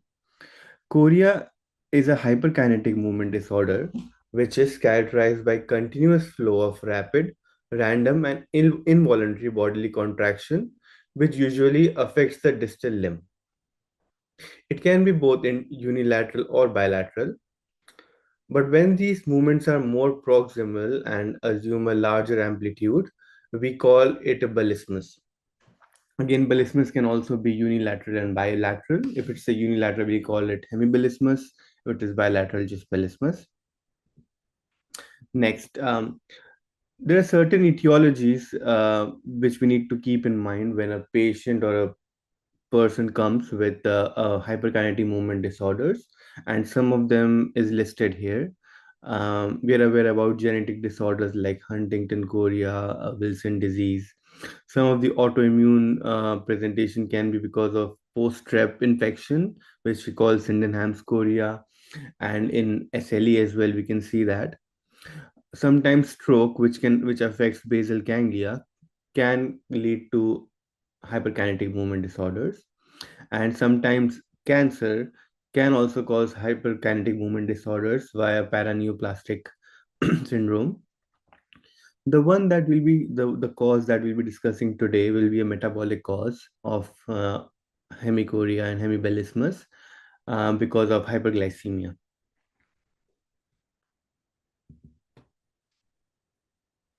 So non-ketotic hyperglycemic hemichorea, which is also called a diabetic steatopathy, it is a rare neurological complication of uncontrolled diabetes mellitus. It is characterized by sudden, unilateral, and violent movement, which we call chorea bellismus. This condition is a bit tricky to diagnose because it is frequently misdiagnosed as a cerebrovascular event because of its acute presentation.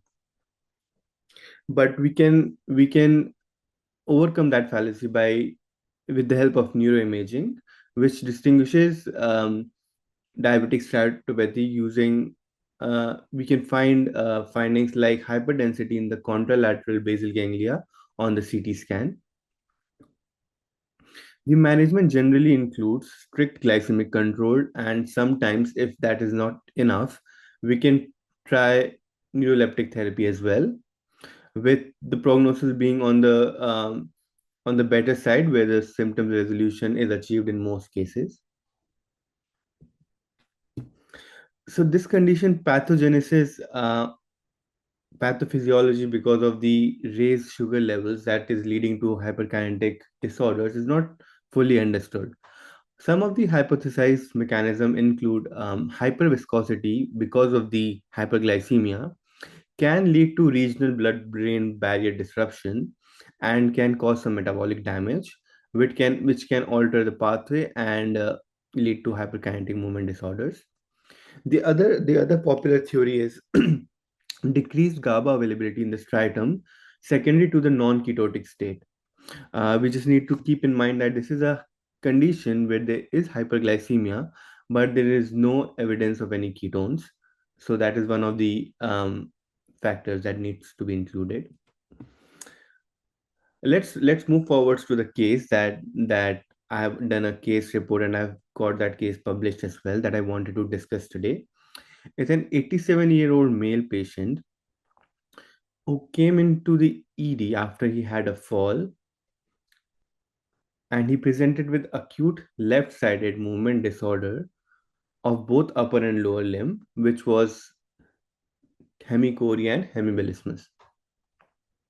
This patient, on examination, on having a proper history, he said that he was non-compliant with his diabetic medications. He was not taking any medications for more than 6 months, and he was not on any injectables as well. On examination, this patient had a hyperkinetic movement on the left upper and lower limb called chorea, and there was some left leg kicking with higher amplitude, which we call billismus, and some athetosis as well, in which he had tongue twitching and deviation. All other systemic examination was normal, and no other neurological deficit was found. His initial labs showed that his glucose was 27 millimoles per liter, which is severe hypoglycemia. Ketones were completely negative, and his HbA1c level was 175, which indicates that this uncontrolled sugar levels have been going on for some time. Let's discuss. So our thought process when this patient came to us was initially whether the patient is having a stroke or not, which is actually the primary differential diagnosis in this case. So in order to rule that, we did a CT head scan, which surprisingly did not reveal any evidence of hemorrhagic stroke or any infarction, but did show a hyperdensity in the right lentiform and caudate nuclei. We'll be seeing the images ahead. This finding is characteristic of non-ketotic hyperglycemic hemichorea. Again, MRI was done to rule out any missed stroke or infarction or any movement disorder. And again, it was negative for any of that. So we concluded that the diagnosis of this presentation was hyperglycemic hemichorea, also known as diabetic steatopathy. Management and therapeutic challenges. Ideally, like I said, the first pillar of diagnosis of treatment in a patient with diabetic steatopathy is definitive treatment, definitive glycemic control. When the patient came because of the uncontrolled blood sugar levels, he was referred to the diabetic team, and together we initiated the patient on insulin for optimizing the blood sugars.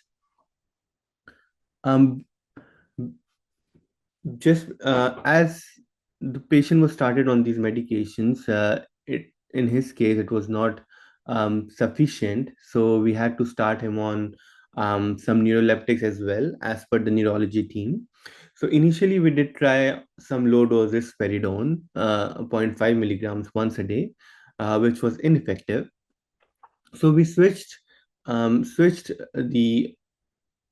him to another antipsychotic called haloperidol, which we eventually titrated to around 3 milligrams twice a day. Our rationale behind this decision was because of the established efficacy in diabetic steatopathy when the glycemic control alone is insufficient. Also, we were limited by other factors like comorbidities. The patient had chronic kidney disease, and not all the medications could be used because of that. Our learning point when we were trying different therapies was we also started him on tetrabenazine and clonazepam as well, but it was later discontinued because he could not tolerate it very well.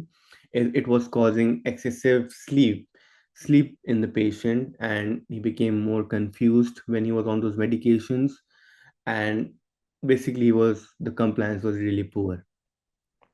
So eventually we just continued with haloperidol as the most effective and tolerable option, along with tight glycemic control. So these are the images that we obtained from our patient. As you can see in the CT scan on the left, you can see hyperdensity on the right basal ganglia, right caudate nuclei as well, which is a very pathognomic of diabetic steatopathy. Again, we did an MRI scan and we could not find any other evidence of stroke or hemorrhage or infarction. And again, it did show there was hyperdensity in the caudate nuclei on the right side. The pathognomic is that the patient will have hyperdensity on the images on the contralateral side, as this patient presented with a left-sided Hemichorea-hemiballismus. There was evidently finding on the contralateral side on the CT and MRI scan. Let's discuss about the long-term course and complication in our case. So initial outcome within the 2 weeks, there was significant initial improvement in the hemiballismus with haloperidol, but chorea persisted despite improved glycemic control, although it was still elevated. After 3 months, when the patient was at home, he developed a new right arm spasms, poor sleeps, and intermittent visual hallucination. Um, our concern was whether the disease is progressing or whether he's having side effects from the neuroleptic medications, or whether any intercurrent pathology is going on. Again, we did workups for him, repeated metabolic profile, but we could not find any acute infection or electrolyte imbalance. The main issue or the main challenge in this particular case was the difficulty to optimize his glycemic control in the community, because number one, there was a compliance issue. Patient was not very compliant with his medications despite um, all the guidance and all the discussions that we had with him. Another issue that could be that was contributing to this was the needle phobia. The patient did not like needles at all, so he was relentless on taking insulin as well. Again, because of the reduced renal function, oral hypoglycemic agents were not really good for him. Also, we noticed that his abnormal movement symptoms were worsening, especially when his sugar levels were raised. We planned to there was a misdiagnostic opportunity in our case as well, because we wanted to do a follow-up MRI to assess for any structural metabolic evolution of basal ganglia findings, because eventually non-ketotic hyperglycemic hemichorea is reversible if you have good hyperglycemic control, and the changes in the images are also reversible. So that is what we wanted to check, but unfortunately it was very difficult because of poor compliance, patient not attending outpatient appointments, and because of the constant movements and basically declining quality of life. Over the following months, the patient's clinical conditions deteriorated significantly, and he eventually required 24-hour care.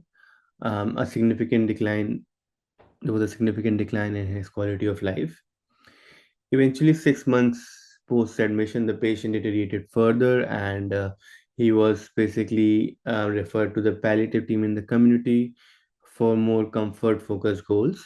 And further neuroimaging was not pursued in accordance with the goals and as per the wishes of the family and the patient as well.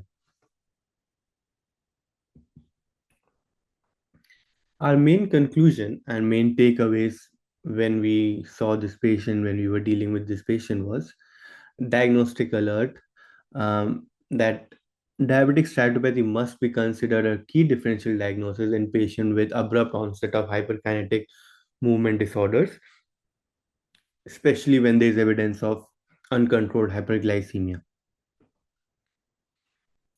Management, as we said, generally includes strict glycemic control, which addresses the root cause. And despite that, if there is still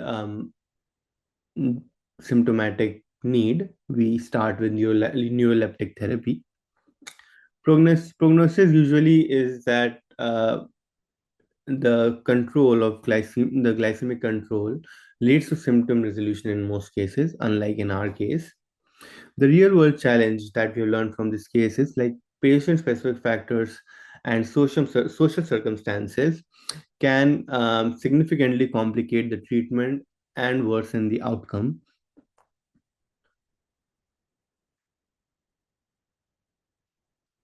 So the future strategy that we did was, and that we also need to make sure, if we see this case, that there's early family discussion and multidisciplinary planning as well.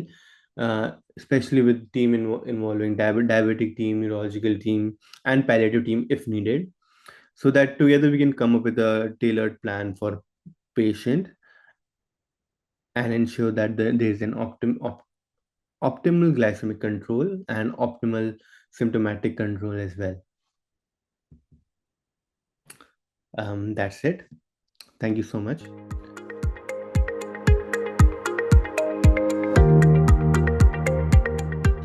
I'd like to thank the organization for inviting me, and I will talk about the retrograde inhibition of hyperactivity central pathways as a target for the treatment of nonspecific pain.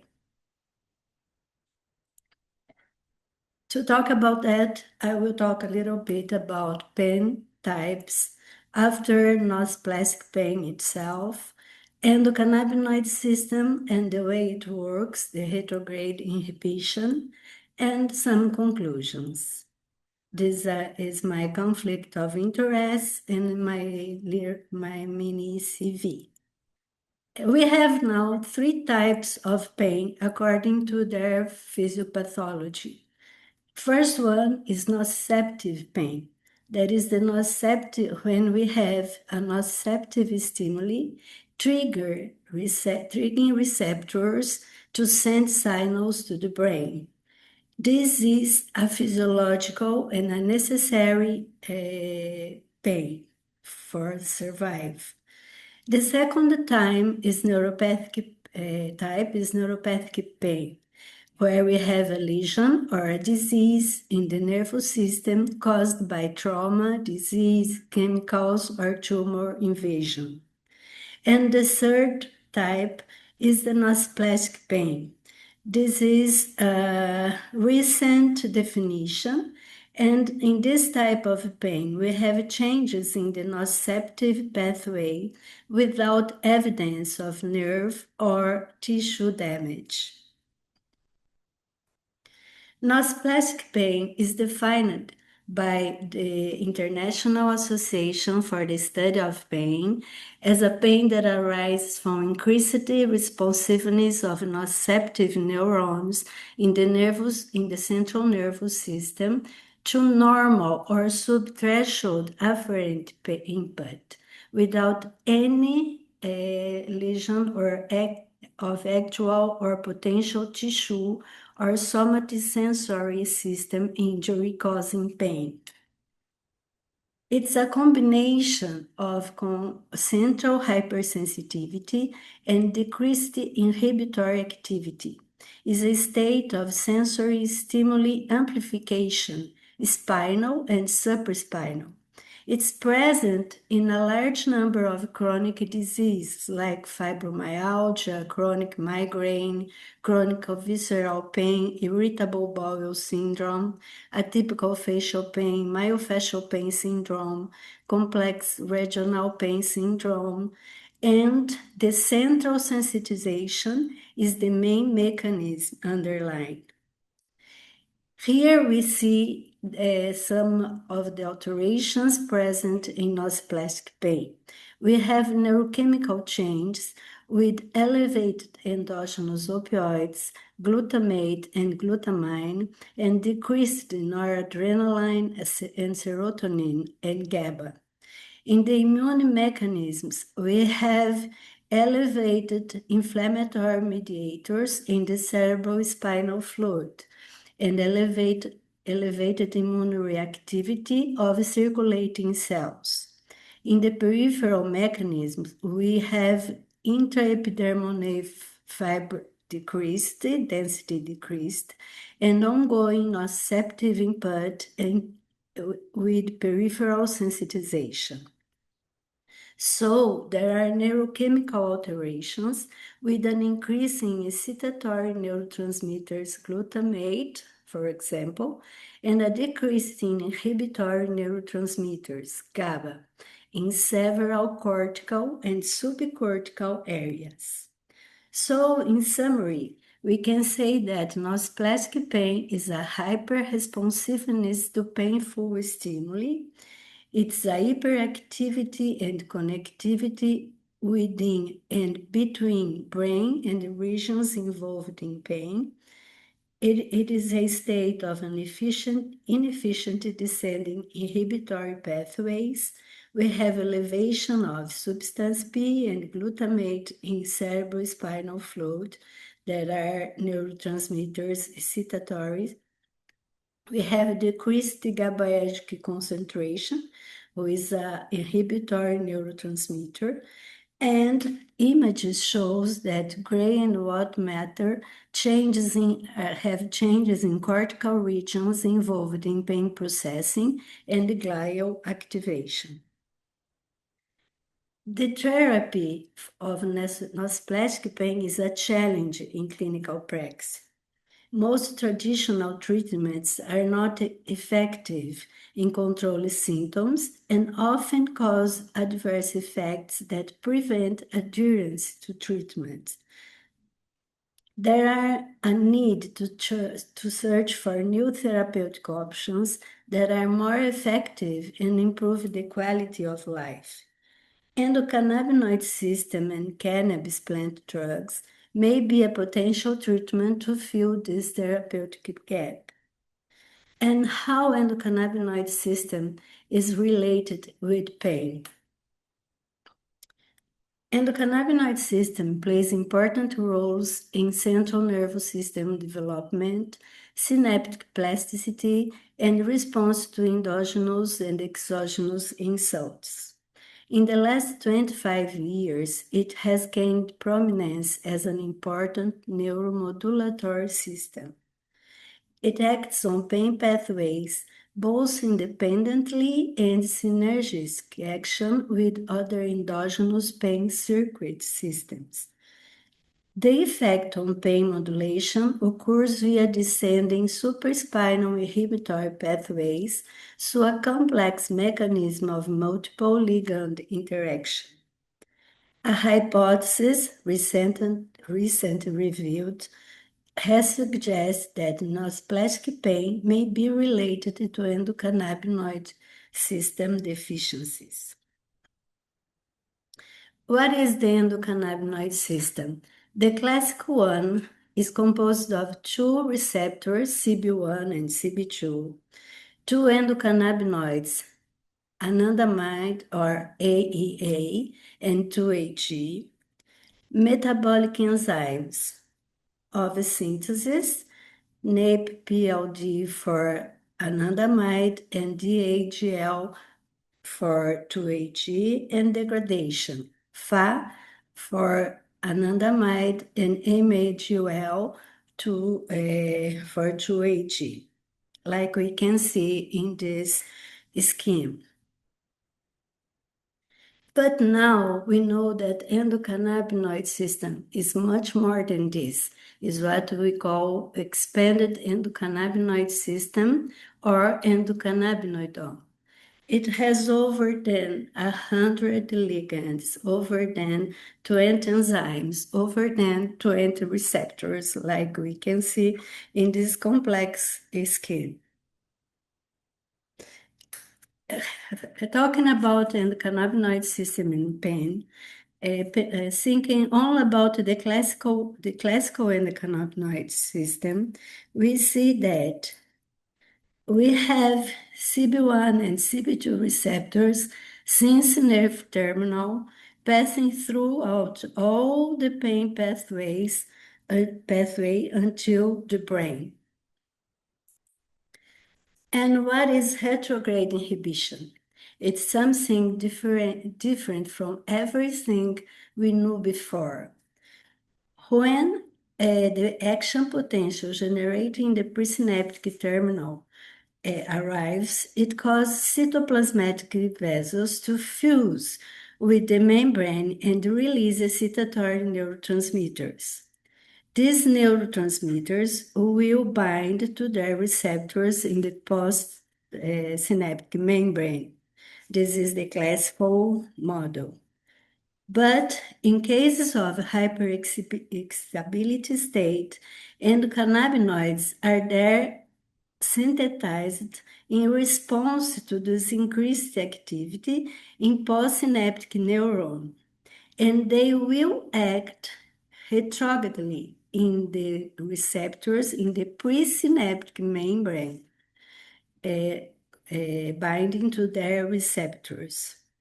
This type of bind, will decrease vesicular release, reducing glutamate, releasing nociceptive projection neurons, causing neuromodulation. So this is the retrograde inhibition that we observe in the endocannabinoid system.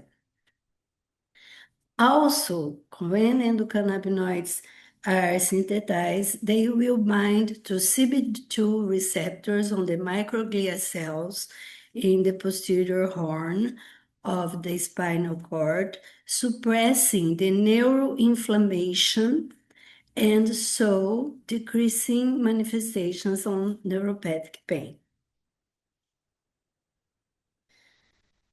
Now we have several preclinical studies on the use of phytocannabinoids on pain, but studies still remain somewhat limited.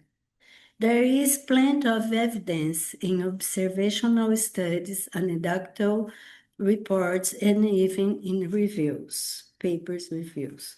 However, on chronic refractory pain to conventional treatments, more randomized clinical trials on pain are needed.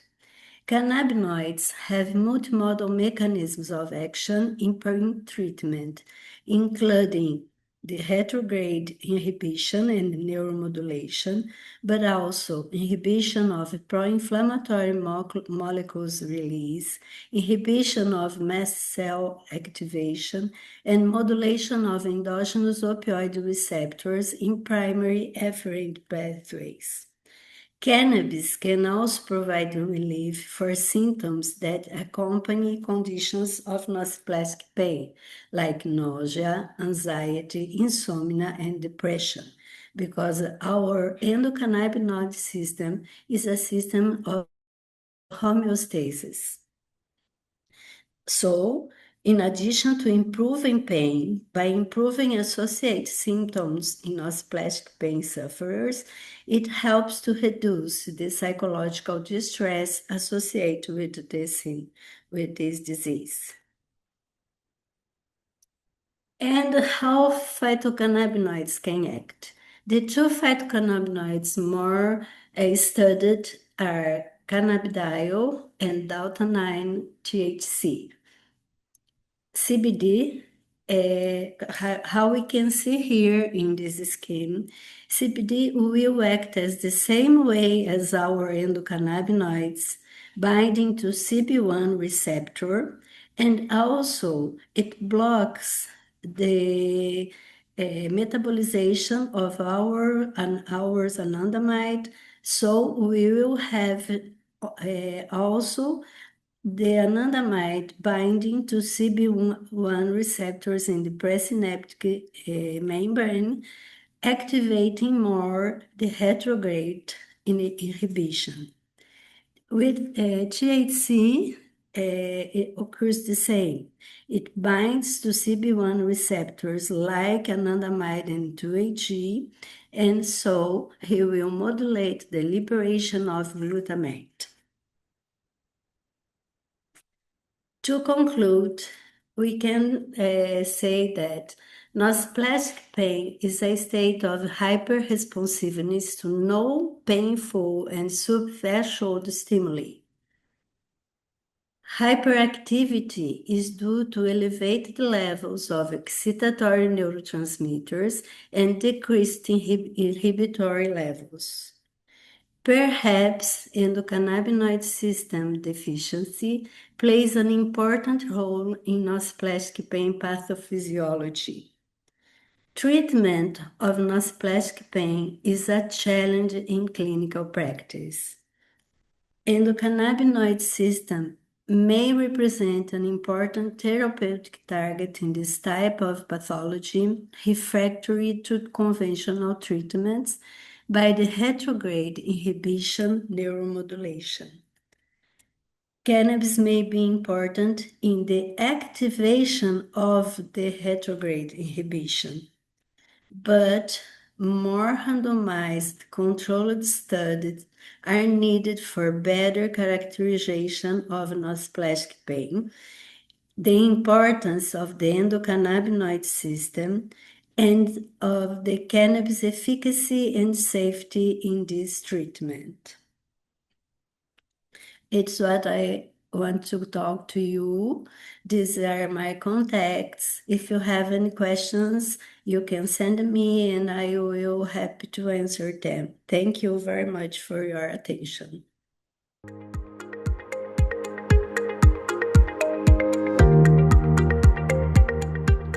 Today, I will walk you through our study findings, which reveal associations between heat exposure and IVF treatment outcomes.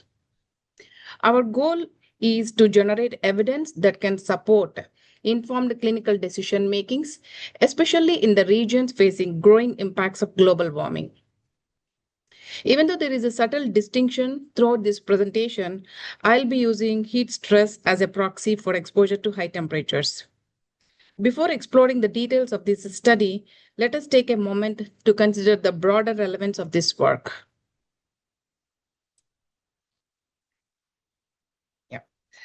When we take a careful look at the global temperature trends reported by NOAA in 2024, the 10 warmest years have all occurred within the past decade, 2024 being the hottest year since measurements began in 1850.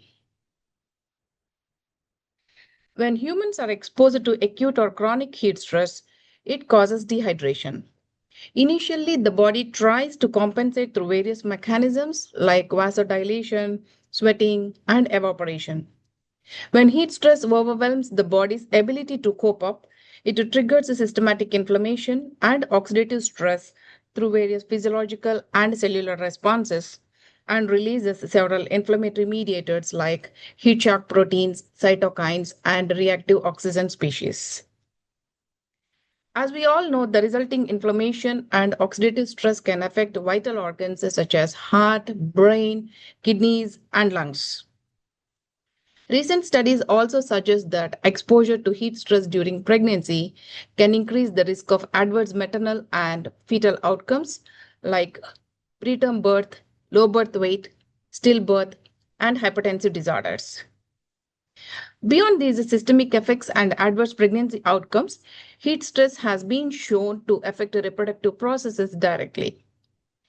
Animal studies have demonstrated that the genetic and cellular changes due to extracellular release of heat shock proteins can impair the quality and quantity of the gametes and the embryo development, which are the key factors for the success of IVF treatment. Although animal studies provided strong evidence for these effects, human data are limited and the findings are often inconsistent. Most of the human studies have relied on seasonal variations as a proxy for heat exposure, or they examined only the immediate temperature effects during specific stages of IVF treatment, such as ovarian stimulation or embryo transfer. Now let us switch and talk about how this fits into the bigger picture of global fertility trends. When we look at this graph from the United Nations, we can observe a subtle yet serious decline in fertility across all major regions of the world.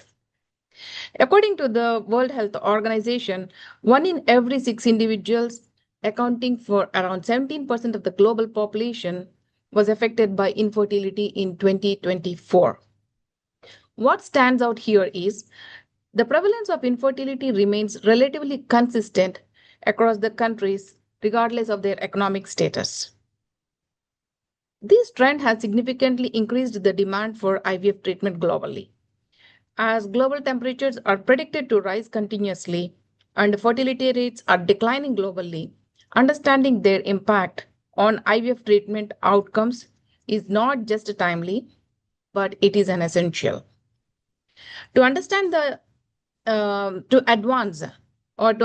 effects of heat stress and its impact on IVF outcomes, we adopted a novel approach by analyzing time-lagged temperature effects, which is designed to capture delayed physiological responses across the spectrum of IVF treatment processes.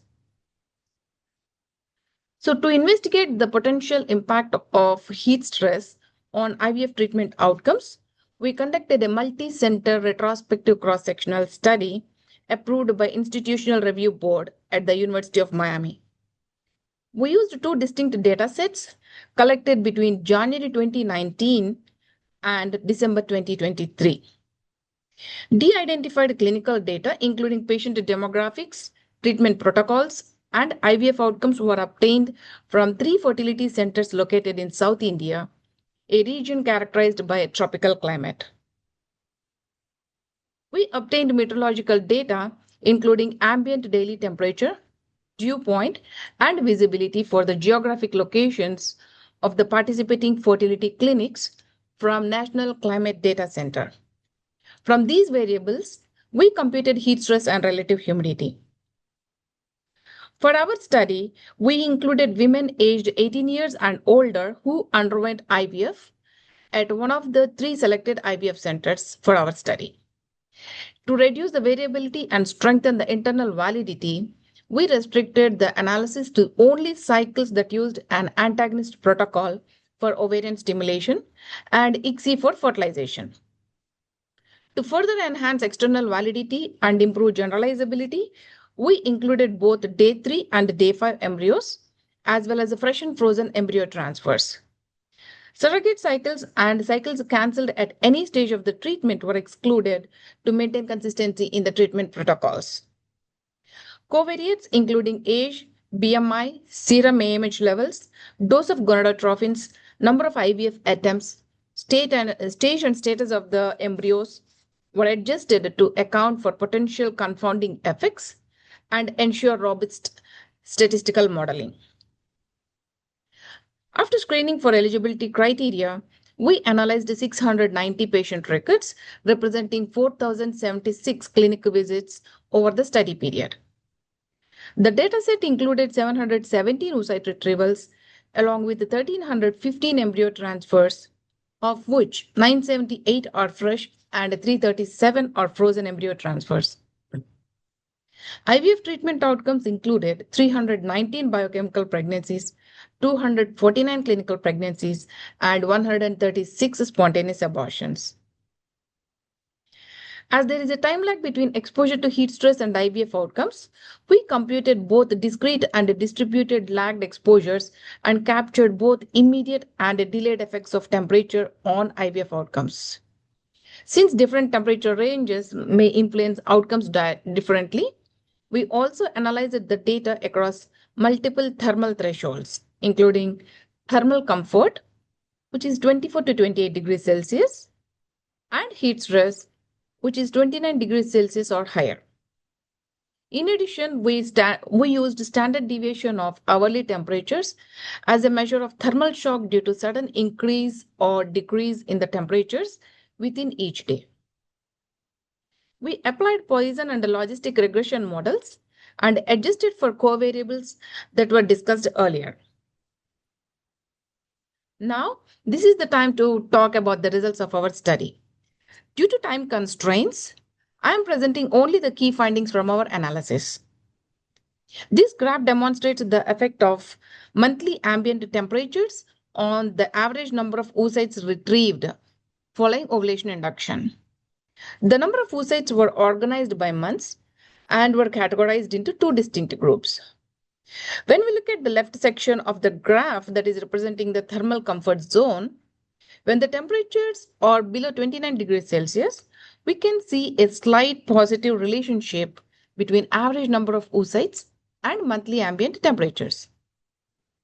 As the temperature rises from 24 degrees Celsius within this comfortable zone, within this comfortable range, the number of oocytes retrieved gradually increased. In contrast, when we look at the heat stress zone on the right side, there is a clear marked decline in the number of the oocytes retrieved during the hotter months when the temperatures are above 29 degrees Celsius. This indicates that elevated temperatures may adversely affect ovarian response. Under hypothermic conditions, when the 1 week lagged ambient temperature was below 25 degrees Celsius, each 1 degree Celsius rise in temperature was associated with an 11% increase in the oocytes number.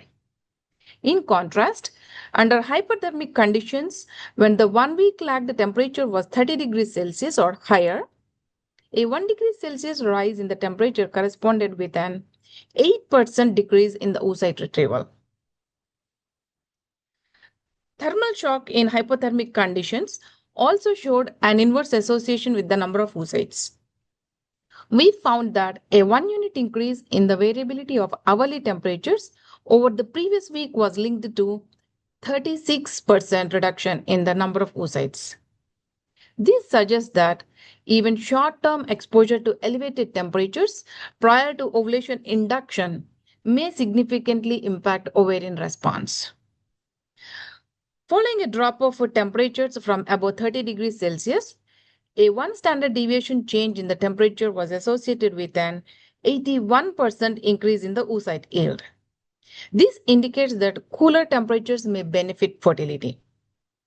We noted a similar association trend even with the quality of the oocytes for both time-lagged ambient temperatures and heat stress. Now let me draw your attention to another important variable, pregnancy confirmation. We used 2 measures of confirmation for pregnancy. One is serum beta HCG levels at 2 weeks, and the other one is ultrasound evaluation of fetal pole 4 weeks after embryo transfer. Given the higher reliability of ultrasound findings, I am presenting the results based on clinical pregnancy confirmation by ultrasound. Both high temperatures above 30 degrees Celsius and low temperatures below 25 degrees Celsius were inversely associated with clinical pregnancy confirmation. When temperature was more than or equals to 30 degrees Celsius, a unit increase in ambient temperature 1 week before embryo transfer was significantly associated with 39% lower odds of pregnancy confirmation. With 1 standard deviation increase in a week lagged temperature, odds of pregnancy confirmation decreased by 71%. For a 1 degree Celsius increase in the ambient temperature during the week preceding and a week after embryo transfer, chances of clinical pregnancy confirmation decreased by 4%. Last but not the least, when we analyzed birth outcomes, we observed a positive relationship between increase in the temperatures and spontaneous abortions. Our results showed that the odds of spontaneous abortion were 2.17 times higher during months of thermal shock and thermal discomfort when compared to the other months. After adjusting for confounders, a 10 degree Fahrenheit increase in 2-day lag heat stress was associated with 3% higher odds of spontaneous abortion. So, in conclusion, our findings demonstrated that ambient temperature is not merely an environmental factor, but a clinically significant determinant of IVF success. As climate change intensifies both acute and chronic heat stress, fertility treatments face increasing challenges. In the context of a global population decline, integrating climate resilient strategies into IVF protocol is an essential. Optimizing the cycle timings, protecting the early embryonic development, and the most important thing is educating the patients to reduce heat exposure can meaningfully improve IVF treatment outcomes. Thank you all for your kind attention. Thank you, Doctor, for your wonderful presentation.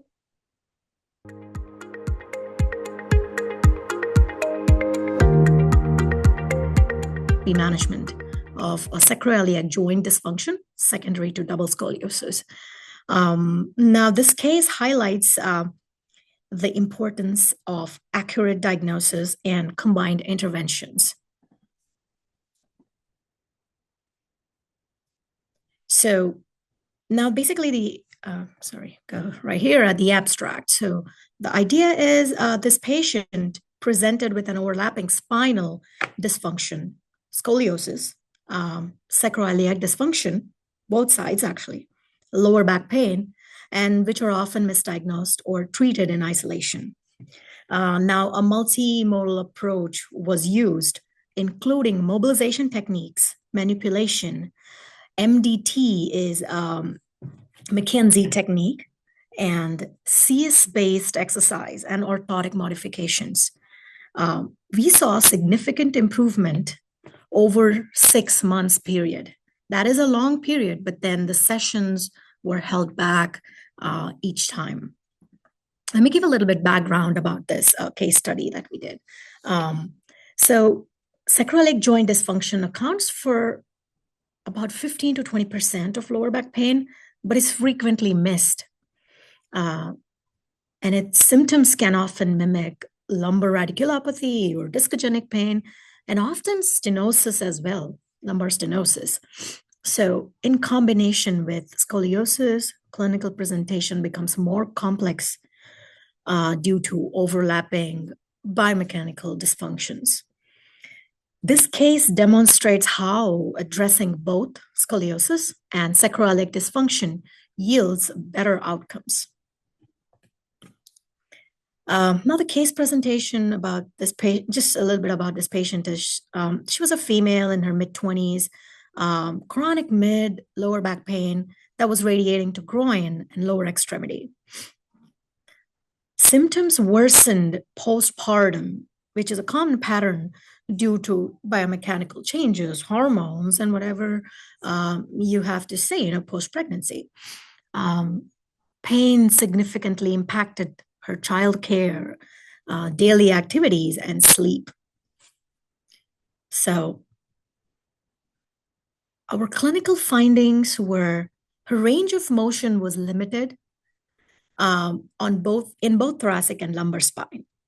Now, Cebulka's criteria, 4 of 4 were positive, which is very rare to see, and strongly suggested sacroiliac dysfunction on both sacroiliac joints, pelvic as a whole complex. And Adams forward bend test confirmed scoliosis with a prominent thoracic rib hump. Neurological exam was normal. That's like the highlights, and it was one of the best things that we could see, and we could rule out more serious neural involvement. To be honest to you, this wasn't as significant scoliosis, but when you say scoliosis, the Cobb's angle was 18 degrees at thoracic curve and 10 degrees at lumbar curve. Mild, but functionally significant. Now, segmental dysfunction was also present in upper cervical and thoracic regions. Left ilium sort of measured about 3 mm smaller, contributing to asymmetry and sacroiliac rotations on both sides. Now, the findings aligned with her clinical presentations, whatever we saw.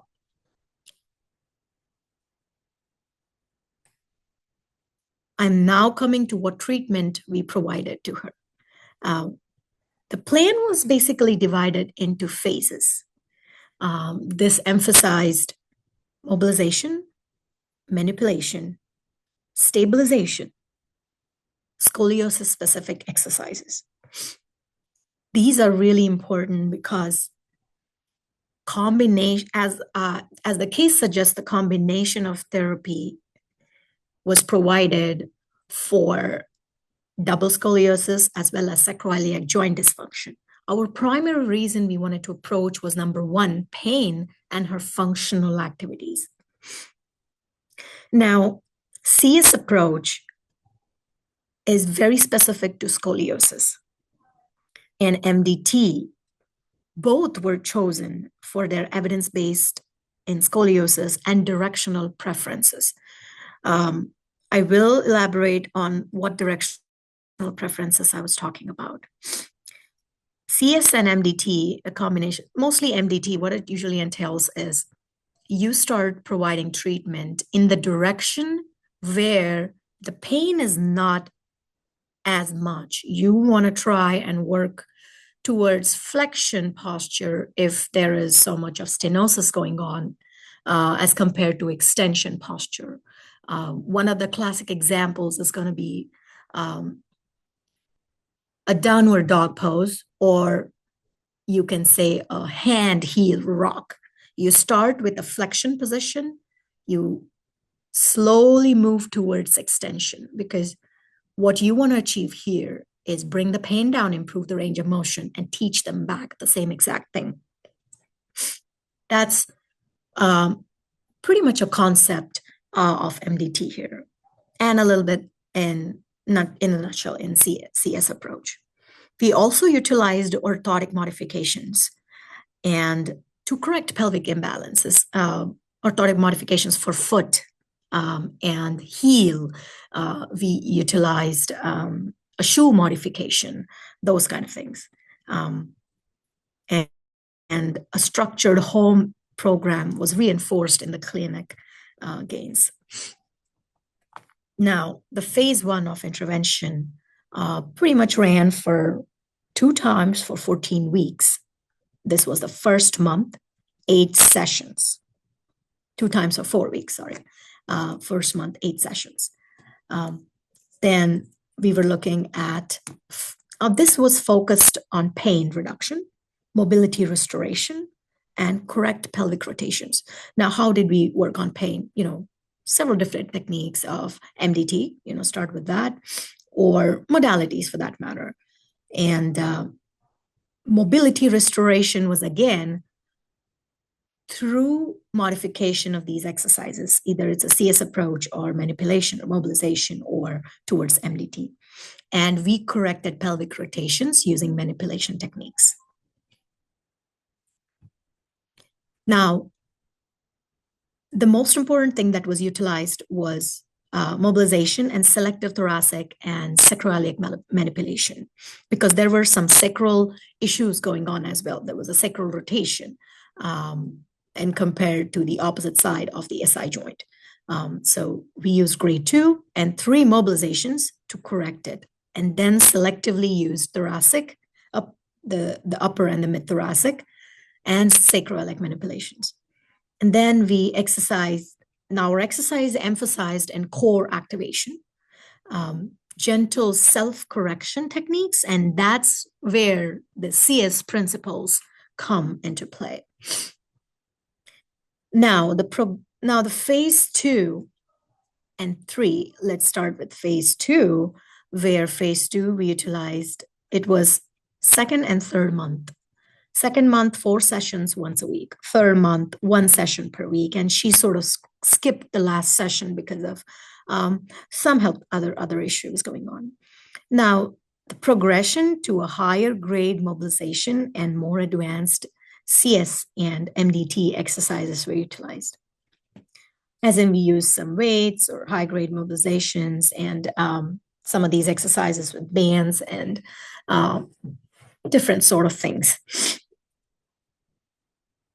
Orthotic modification mostly helped with her leg length discrepancy and the pelvic rotations, because that is very important when we look at balance of sacroiliac joint. We want to make sure at least her posterior inferior iliac spine aligned with the opposite one. And then in the 3rd month, manipulation was paused because sacroiliac joint sort of was aligned and the pain wasn't as bad. An MM of misalignment was still considered okay because she had achieved excellent mobility. And at that point of time, she was able to pick up her kid, walk around, cook, clean house, do a lot of functional activities with very minimum pain. And that pain was decreased to 2 on 10, which is a very significant part of our study, because that was one of the highlights here. And the manipulations was essentially paused because of centralization of pain. And she did not have any radiating symptoms at that point of time. And now our focus shifted towards strengthening and mobility control. Now here comes our third phase. We did continue to do mobility and strengthening. We did focus on that, but most of these exercises we focused were a little bit of stability and a little bit of mobility, but now we're going to focus more on core. Now the third phase was 4th, 5th, and 6th month. Essentially, this was nothing but a phone call. HEP emphasized posture, self-correction, and functional strengthening. These are the principles, key principles of CS and MDT approach.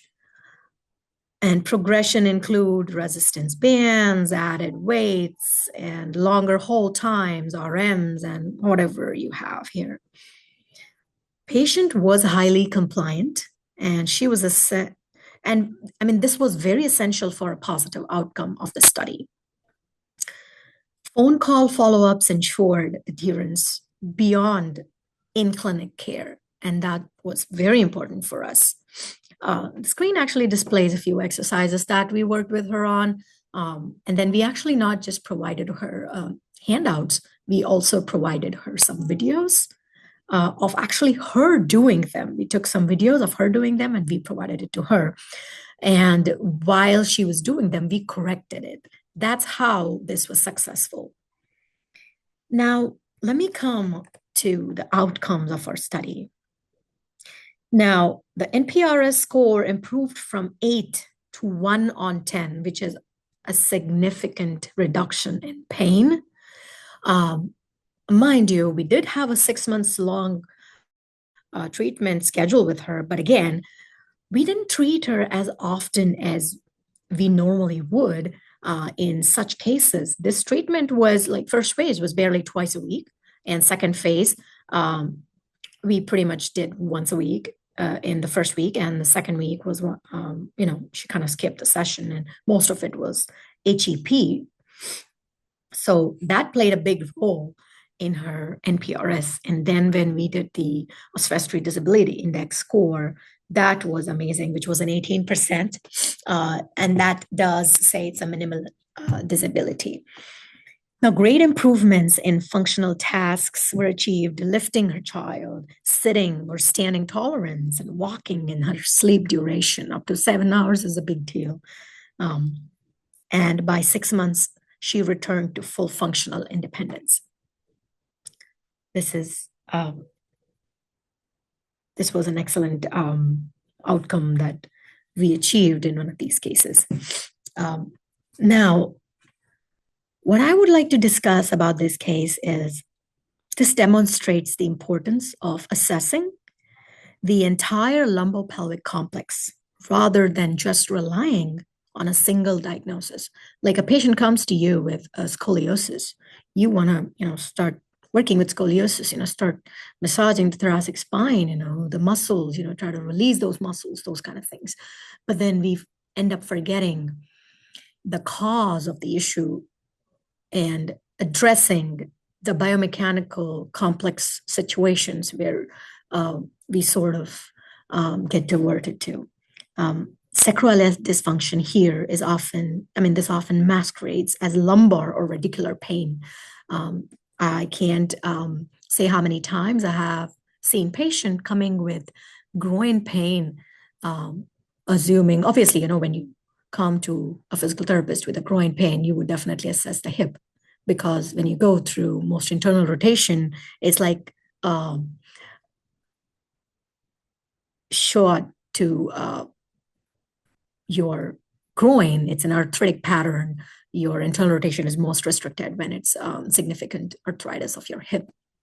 But again, we end up forgetting sacroiliac joint, just like we end up forgetting with scoliosis, the sacroiliac joint. So that's one of the key findings we end up forgetting. And combining these approaches, MDT approach or CS approach, which is very specific to scoliosis, and then manual therapy, very important. These produce results greater than any single method alone. That's what we have seen. Now, the long-term success depends on how consistently HEP has been followed and reinforced of self-correction. This is, as I said before, the outcomes were positive because she was very compliant with her home exercise program, and we kind of tried to pick up the phone and make phone calls and make sure that she's doing these exercises. And if she had any questions, she would answer and talk to us about these exercises. And we would email her some of the different types of exercises that she was doing or correct them that way.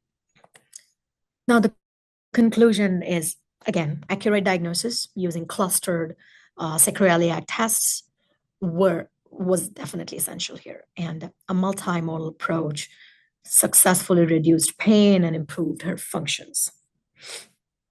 Now, this case emphasizes the need for physical therapists to include sacroiliac screenings in scoliosis, lower back pain evaluations, whether or not, and I would also say we want to include hip joint issue as well. All our joints are connected. It's important to find out where I had a patient with an ankle injury and her sacroiliac joint was rotated on the opposite side. I corrected the sacroiliac joint. Honestly, she was able to weight bear on the opposite side as well. That's how important the sacroiliac joint was, even when there was ankle injury, because we are connected. Every part of our joint is connected. Our ankle's connected to the knee to hip, hip to SI joint and spine. So there is always so much research or future research is definitely needed in all of these areas, like expand diagnostic tools for our SI joint dysfunctions. I would definitely, and yeah, I do have a lot of references. I just didn't want to include them out here on this presentation. If you need any references, please reach out to me, or you can always go through the published article. You can just type the title. It's available for free on this journal. It'll just show up. So you can always look into the references and detailed treatments on the article itself. Thank you. I mean, if you have questions, I'm right here to answer any.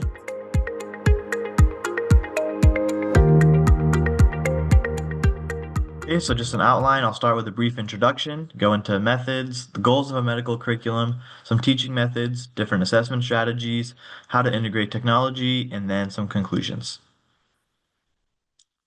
Okay, so first of all, medical school curriculum is separated into preclinical didactics and then clinical clerkship rotations. And so there is some inclusion of case-based learning and clinical skills in many different curriculums. However, the focus is still on the didactic teaching rather than a full immersive clinical experience, such as rotations. However, there is considerable variability still among institutions, which inspired this kind of narrative review in the first place. So our goal is to compare and contrast different aspects of a curriculum and then provide recommendations to enhance this medical curriculum. Okay, so for our methods, the way we did this is through a AI tool called SciSpace originally. Now what this does is it has over 285 million articles available. It accesses PubMed, Web of Science, Embase, many other different databases. And what it does is kind of you can just prompt it with keywords and key phrases, and then it'll give you kind of a list. And so we kind of used that originally to screen, and then we also used PubMed Science to kind of do a more systematic review. And so some of the keywords we used were medical school curriculum, and then problem-based, team-based learning, integrated traditional curriculums, and then you can look at the rest there. Okay, so the goals of a medical school curriculum. So there are many different components of an effective curriculum, and they can be addressed as goals. So first of all, there is student performance. So you have the objective measures such as USMLE. So this will be step 1, step 2, and step 3. And then NBMEs, which are kind of given out by the AAMC. And then you also have clinical situations and then emotional intelligence. So these are harder to measure. We'll kind of get into those a little bit later. And then also you want to make sure that your students' attitudes are being monitored and then actually tracked. So this can be through well-being or mental health. So most of this will kind of just be through survey-based, but these are definitely still important things to think about, although they can't be as objectively measured. Okay, and then now for teaching methods. So first, integrated versus traditional curricula. So integrated curriculum organizes content by organ systems, which covers anatomy, physiology, pathology, and pharmacology all at the same time. So in contrast, traditional curriculum goes content by discipline. So you'll go through all of anatomy, then all of physiology, then all of pathology. And so research has shown that integrated curricula significantly enhanced academic performance, improved decision making, cooperation, and self-efficacy. So although there is historical success of traditional curricula, which can be seen by many of the high quality doctors today who were taught in that system, there are many critiques, including a lack of cohesion between basic sciences and clinical practice. And so, given the advantages of integration, an increasing number of institutions are transitioning towards that model instead. Next, we have team-based versus problem-based learning. So team-based involves small group collaboration, active learning with individual pre-class preparation, and then combining individual and team assessments. Problem-based is more so based on case-based discussions, which is facilitated by instructors, which emphasizes self-directed learning. So when looking at problem-based learning by itself, there are some pros and cons. So the advantages include you get access to that expert knowledge in a setting of deeper discussions. However, there are some limitations such as student errors, issues with having to train staff for that, and then you are kind of depending on their lecture style. And so it has been shown to improve grades and understanding. There is only a minimal impact on critical thinking skills. And then there are some potential mental health effects as well. There was a study that showed a higher prevalence of depressive symptoms among students who were in a problem-based learning curriculum. And when looking at team-based learning by itself, there were some interesting results. So research shows that it can be more popular and can improve test scores. However, there are some drawbacks as well. So one useful approach is to kind of look at how those two curriculums work, kind of directly comparing it. So different reviews that would take one school and then apply problem-based and then team-based and then kind of compare how students did. So a systematic review of doing this in 15 different schools showed that both models actually had a negative impact on student motivation, while other surveys kind of showed that some preferred one over the other, and then some recognized the benefits of both. And so while the consensus shows that there are some benefits and drawbacks of using both, this suggests that incorporating both would kind of provide each student a chance to learn in the best way that suits them. Next is clinical exposure, early or late. And so historically, medical education was a strict pre-clerkship didactic phase and then next a rotation clinical phase. And so research is kind of showing that integrating more clinical experience early enhances a student's ability to integrate that theoretical knowledge with practical applications. And so rather than waiting to finish the 18 months or 24 months of didactic learning, it's better to just kind of introduce a longitudinal clinical skills course where you can kind of learn as you go. Next is interdisciplinary education.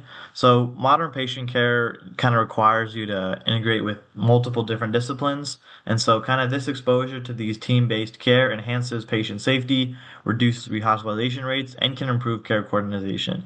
However, there are some barriers because these are hard to organize, and then dealing with communication challenges and time constraints kind of have to be addressed as well. And then lastly, we have wellness and support systems. And so because medical training is very rigorous, it's very common to have stress and burnout in students. Educators as well often have to juggle their clinical, research, and teaching responsibilities. So their mental health has to be considered as well. And so studies have shown that having wellness initiatives tailored to students' needs, even like virtual mental health services, can improve outcomes. Okay. Next, we have assessment strategies. So the basics are kind of written exams versus OSCEs. And so OSCEs evaluate clinical and communication skills, while written exams are more so for theoretical knowledge and problem-solving ability. So OSCEs have been shown to be very effective in assessing students' performance in clinical skills environments, and also some non-clinical skills, such as leadership and also in different scenario simulations. Many students have shown to prefer this OSCE style of examination compared to just the typical written exams. However, they do have much higher costs because of due to staffing and equipment, and they require a lot of extra effort too to make sure you ensure validity and reliability between each school. And so another important thing is that there have been significant variations of scoring seen between written exams and OSCEs, which imply that different competencies are being measured, which allows for a more holistic grading approach. And then within OSCEs and written assessments, there are formative and summative components. So formative assessments are not graded and allow for students to get actionable feedback. Summative assessments, on the other hand, are graded and kind of measure students' competency. So research has shown that having formative assessments significantly improves students' performance on subsequent summative assessments compared to just having summative by itself. And students' perceptions of learning was enhanced as well. And so the important thing is that the value of formative assessments, though, is contingent upon having summative assessments later, and they can be equally useful in providing feedback on understanding material. And then technological integration. So virtual reality simulations have become increasingly popular lately, and they can enhance anatomical understanding and diagnostic accuracy while providing a safe kind of learning environment. It's very versatile, it's very practical. It can be modified to enhance kind of every user's experience, which can boost engagement and retention. It also allows for increased patient safety and reducing medical errors. And so it gives students basically a chance to practice and increase without actually needing any faculty supervision, which can help some medical schools who have issues with, say, exposure to certain cases. And so preliminary research, since this is still pretty new, have shown that virtual reality is getting really good for increasing anatomical understanding and diagnostic accuracy. And then lastly, AI has become kind of really big recently. It's can help with personalized learning and then kind of adapting education models, but there are some concerns with critical thinking and then the ethics of it as well. And so although AI can help kind of learn activities in ways that foster engagement, even you can kind of gamify certain elements, there are significant concerns about kind of hindering a student's ability to think critically and write independently. And so as we integrate AI more and more, these are some things that we should still be thinking about. Okay, and then just to go over, kind of summarize a little bit what I talked about and with some general conclusions. So it does seem that integrated curriculums are proven to be significantly better in terms of outcomes. And so schools should look to transition more to integrated curriculums, as well as hybrid instructional models as well, which include both problem-based and team-based learning. Having diverse assessment strategies, which include OSCEs and written exams, as well as formative and summative assessments, has shown to be good as well. Early clinical exposure, as well, as also shown to be very beneficial, as well as making sure to provide at least some instances of interdisciplinary collaboration, allowing medical students to work with, say, nurses or pharmacy students, just to kind of give them more experience with that as well. And then as well, addressing student wellness, faculty workload, and the hidden curriculum. The hidden curriculum is basically just kind of stuff that's not written within the lines that students have to figure out as they go along. A lot of this kind of includes kind of the hospital politics, and so having some exposure to that early on can help students feel more prepared for that as well. And then lastly, integrating emerging technologies. So as I mentioned earlier, kind of the ethical and logistical concerns with AI and virtual reality, as well as like some for future directions to make sure that as we integrate these systems more and more, we still are making sure to consider students, well, both their well-being and their ability to kind of think for themselves and be able to write by themselves as well. And so just a special thank you to my PI, Dr. Dariush Javidi, and then the school I'm associated with. So the references, you can scan that QR code below or email me for any additional questions. Thank you everybody for your attention.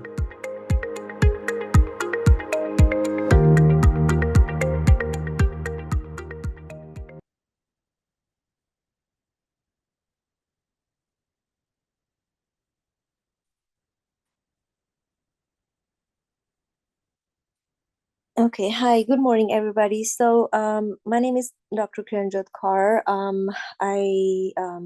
My today's topic is bridging the gap, which is related to digital consent tools to enhance participation and procedures in low resource settings. Next, please. So, here I'm going to talk about the introduction and the background for my research.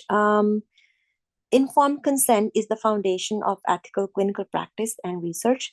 It represents both a legal requirement and ethical safeguard to ensure autonomy, transparency, and trust between participants and investigators.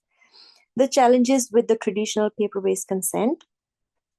The most of these challenges that we see is complex, lengthy forms with excessive length and literacy dependence, Participants recall less than half of the critical trial information after signing, disproportionately disadvantaged populations in low resource settings. Logistical challenges compromise accountability. These barriers underscore the need for more accessible, adaptive approaches to the informed consent.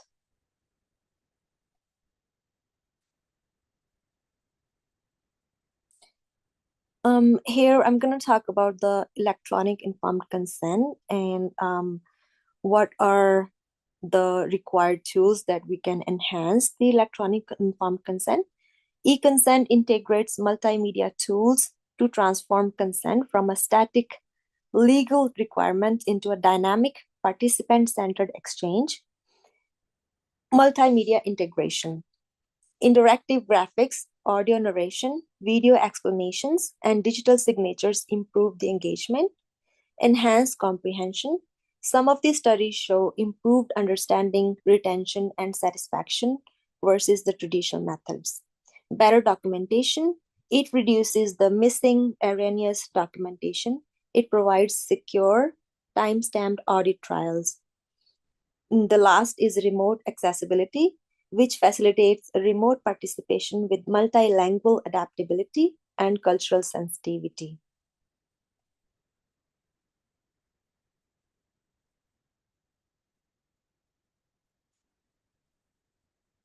Next, please.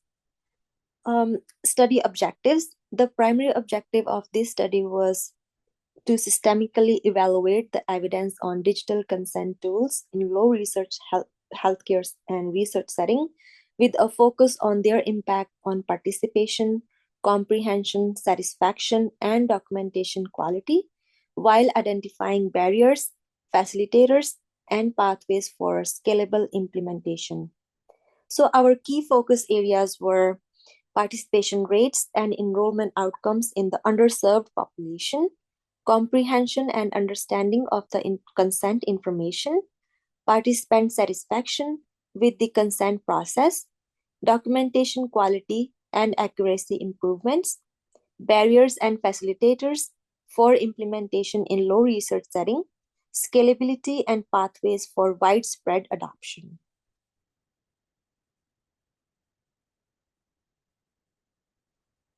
For this study, the methods that we used were we followed the PRISMA guidelines, and we did a thorough research and did some database searches. We had 4 databases that we searched. The first one was PubMed, which is basically our larger database that we searched. The second one was Embase. The third one was Scopus, and the fourth one and the last one was Cochrane. We searched, since it was a meta-analysis, we searched about 325 records. Next, please. The eligibility criteria that we used was a PICO framework.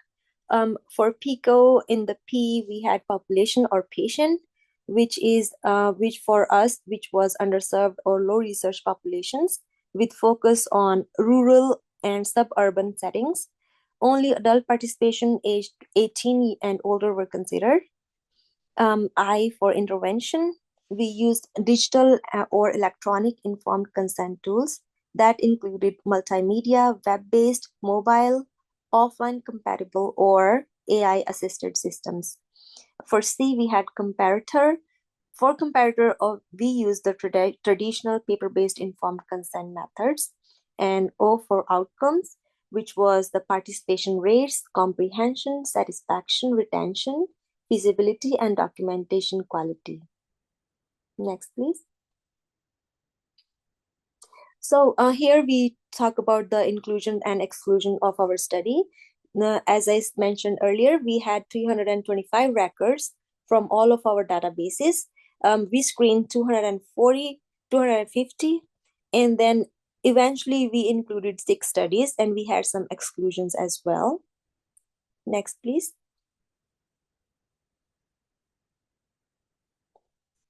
So here I will talk about some key findings across all our meta-analysis studies. The first one was Malwai, which in this study, we see tablet-based offline e-consent, which achieved 100% uptake with elimination of documentation errors as compared to 43% error rates with paper forms, demonstrating feasibility in low resource environments. And the next one was Nigeria. This study, we saw multimedia consent tools using audio-visual aids significantly improved comprehension and satisfaction among rural, low literacy populations, addressing key accessibility barriers. And next one was systemic reviews, which was multiple studies. Here, we saw that e-consent improves comprehension and documentation across diverse clinical trials, though enforcement effects were variable.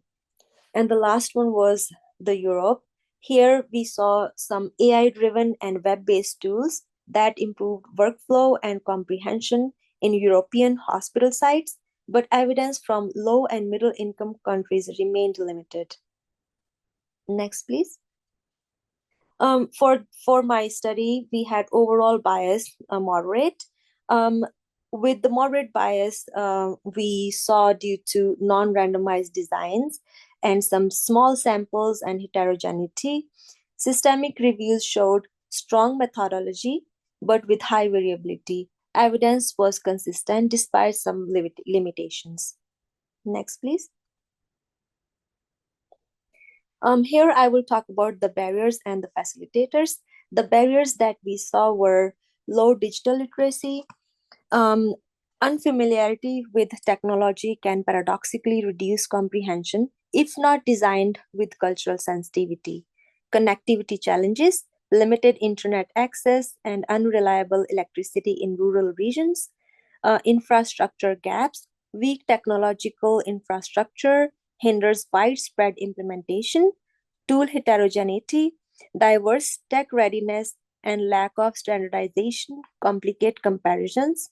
Data security concerns, such as privacy, confidentiality, and risk of coercion if tools are non-neutral. So the facilitators that helped were multilingual adaptability, which enables adaptation to local languages and cultural contexts. Offline compatibility, systems work without internet connectivity, such as ODK tablets, and there are many more. Multimedia interactivity, audio-visual aids directly addresses low literacy barriers. Workflow integration, centralized platforms integrate into existing clinical systems. User-friendly design, intuitive interfaces tailored to participant needs. Next, please. Here, there are some key takeaway points that we will discuss. This systemic review highlights the growing role of electronic informed consent in modern healthcare and clinical research, particularly in addressing barriers inherent in traditional paper-based systems. Key takeaways: e-consent demonstrates strong potential to reduce inequities in the consent process, provided systems are adapted to local cultural literacy and infrastructure contexts. We talk about the evidences from certain studies that we included in this research, which were Mawai, Nigeria, and systemic review that showed multimedia, offline tablet-based, and web-based platforms consistently improved comprehension and satisfaction. Documentation errors decreased markedly in low research contexts. Effects on enrollment were mixed, influenced by trial protocols and platform usability. Alignment with international regulatory standards is essential for ethical compatibility. Next, please. In the conclusion and summary, I will talk about the e-consent provides significant advantages over traditional paper-based methods by improving participant understanding, satisfaction, and documentation quality. As we discussed, multimedia features, offline access, web platforms, AI-assisted systems are particularly valuable in settings where literacy and infrastructure pose challenges. So here, I would also like to add that since we are in a technology of AI, which is going to help in a wide variety of our e-consent tools, Barriers such as low digital literacy, poor connectivity, and data security concerns must be addressed through context-specific and culturally appropriate approaches supported by strong governance and community involvement. Facilitators include multilingual adaptability, offline compatibility, and integration into clinical workflows, which enhance scalability and adoption. E-consent offers a promising pathway to strengthen equity and ethical standards in research while supporting better recall and engagement. Future efforts should focus on creating user-friendly, secure, multilingual platforms alongside training initiatives and long-term evaluations to guide broader adoption. Next, please. Here are some of the limitations and that we had in this study, and there are some key points for the future directions. The limitations were small number of studies, as we had to exclude many of the protocols, heterogeneity, precluded meta-analysis, limited LMIC evidence, retrospective pilot designs. The future directions are, as I mentioned earlier, scalable context-specific models, larger diverse populations, long-term evaluation studies, studies with extended consent needs. Next, please. Here is my article with my co-authors, and there's a link to the article. If you have any more information that you need, you can go to the link and you can go through the information.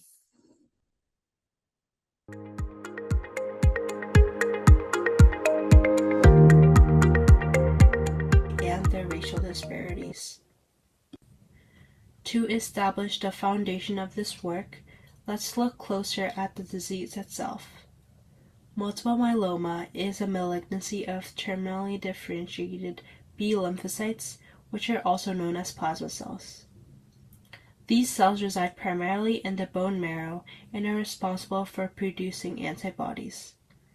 In MM, a clonal proliferation of abnormal plasma cells produces excessive amounts of a single non-functional immunoglobulin, called the M protein. This results in hallmark clinical manifestations summarized by the acronym CRAB: calcium elevation, renal failure, anemia, and bone lesions. It accounts for only about 1.8% of all cancer incidences in the United States, and due to its relative rarity, we have an extremely limited understanding of its etiology. We have a few occupation-focused case or patient studies, and critically, no specific known causes.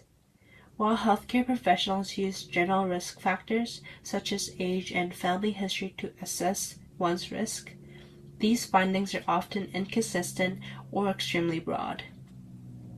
Such ambiguity makes it difficult to establish precise cause-specific risk factor, which is a major gap in multiple myeloma research. My research, therefore, focuses on a powerful and consistent variable of race. I focus specifically on the racial disparities affecting Black populations regarding MM, and we investigated a potential cofactor, the impact of AIDS or HIV status on the conditions of patients with MM.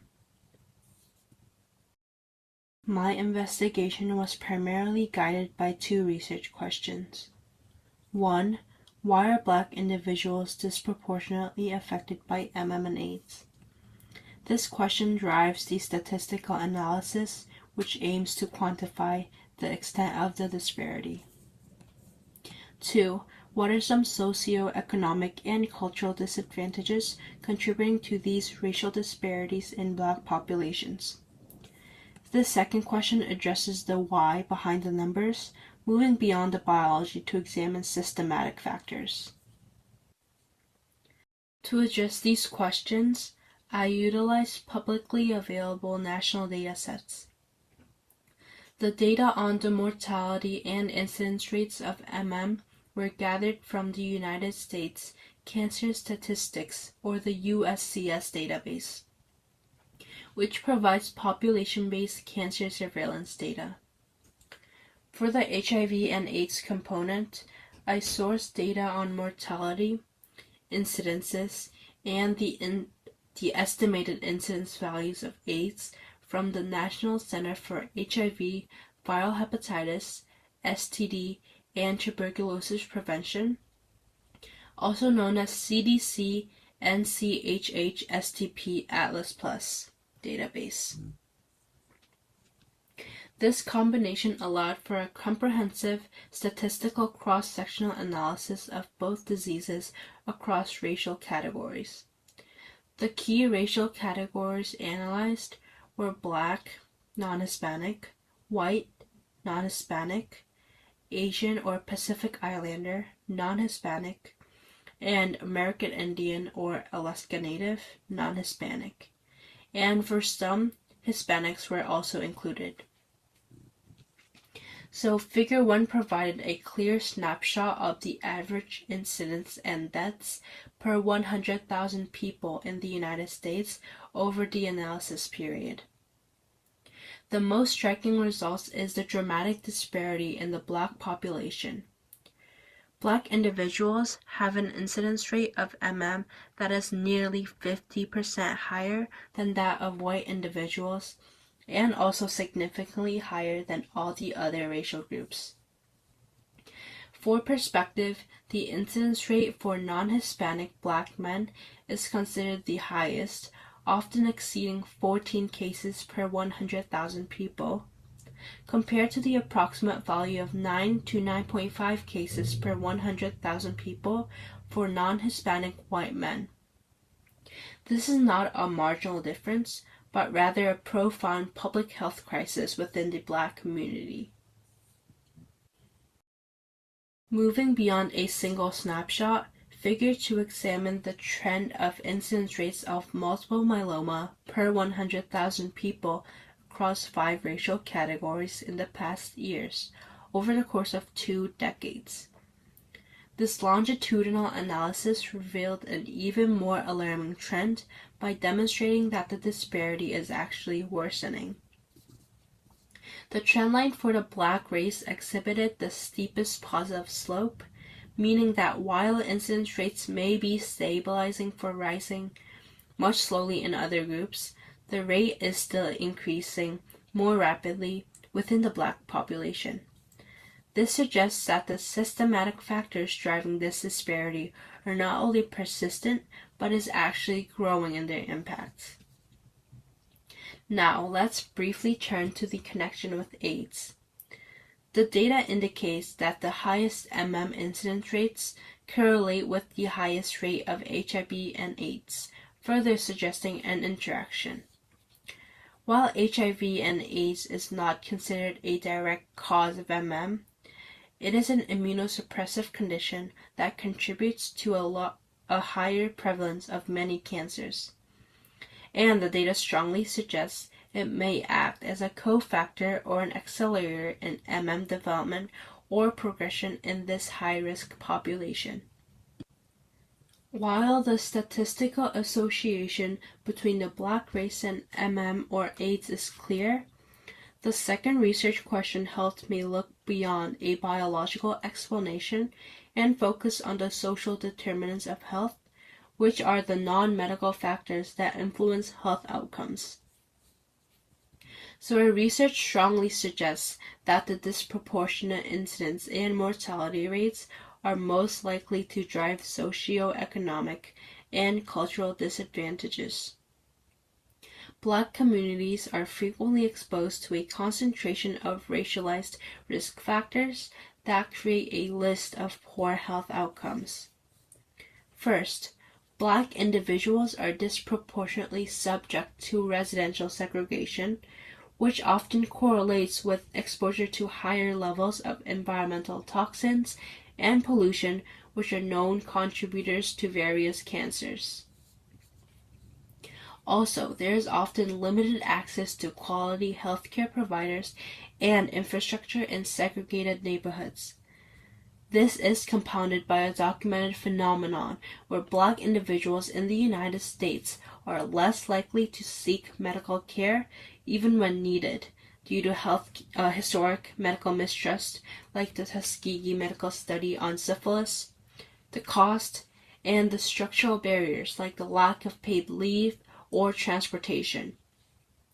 This leads to a delayed diagnosis, which is critical for both MM and AIDS. Early detection for MM significantly improves survival rates, and when HIV is detected early, patients can get treatment before it progresses into AIDS. Lastly, the intersection with HIV and AIDS is a perfect illustration of the systematic failures.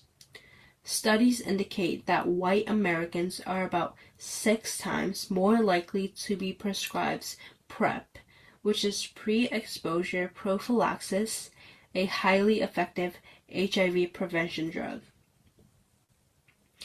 This disparity in access to prevention and subsequent treatment means that Black patients are significantly less likely to be engaged in treatment or achieve viral suppression. High, unsuppressed viral loads not only worsen AIDS outcomes, but also exacerbate the risk factors for comorbid cancers like MM. This is a disparity in prevention health that directly contributes to the observed disease disparity. In short, the data points more to a social etiology than a genetic cause, where unequal access, treatment bias, and structural factors create the conditions for disproportionate health outcomes. In conclusion, our statistical study provides compelling evidence of a strong association between the Black race, HIV and AIDS rates, and the incidence of multiple myeloma. However, it is crucial to state that association does not always imply causation. The weight of the evidence indicates that the dramatic and worsening racial disparities in multiple myeloma are most likely caused by socio-economic factors like the systematic injustices in healthcare access, residential segregation, and unequal preventative measures like pre-exposure prophylaxis distribution. The concentration of these risk factors within the Black community creates the conditions for diseases like MM to have a disproportionate impact. As a global community, we have a responsibility to move beyond simply documenting these situations and disparities. We need multi-level socio-economic interventions that aim to address the root causes. Policy-level changes are needed to increase equitable access to preventative care, including pre-exposure prophylaxis and early cancer screening. Also, infrastructure investment is needed to ensure that high-quality cancer centers are accessible to all communities. Lastly, we need a community-based initiative to address medical mistrust and promote early intervention. Now is the time for action, especially since the data indicates these disparities are actually worsening year over year. Thank you.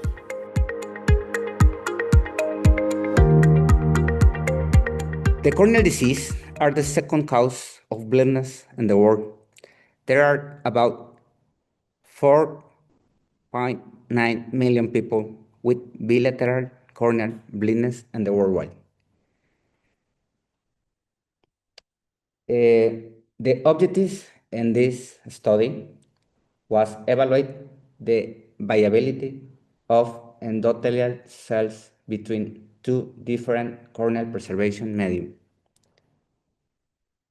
It's a prospective, longitudinal, and comparative study which was carried out in the eye bank of the Hospital General of Mexico, Dr. Eduardo Lisiaga. From where the corneas of suitable donors were collected, the right cornea was preserved in Optisol-GS, and the left in Eusol-C. Two evaluations were carried out on day 1 and 5. Endothelial cell density, coefficient of cell variation, and hexagonality were analyzed. The decrease in endothelial cells on day 5 after collection of the corneal scleral tissue was 8.149% in the corneas stored in Optisol-GS and 7.614% in Eusol-C. P was not significant. Cell variation increased 1.634% in Optisol-GS and 8.942% in Eusol-C. P was not significant. Cell hexagonality decrease was 6.988% in Optisol-GS and 9.418 in Eusol-C. P was not significant. In this study, no observed superiority when comparing these two mediums, which showed that Eusol-C is effective as Optisol-GS for corneal preservation for at least 5 days. You can watch in the picture the corneal preservation. The first image is Eusol-C and the second is Optisol-GS. Optisol is the most common corneal preservation medium in the worldwide, and Eusol-C is in this study a corneal preservation medium that could use in the same 5 days like Optisol-GS, and Eusol-C is more cheaper than Eusol. This is important because Eusol-C decrease the cost about the corneal preservation medium. This corneal preservation medium was utilized for 14 days without really the most surgeries in the worldwide preferred do PK keratoplasty penetrant in the first 7 days. Thank you very much.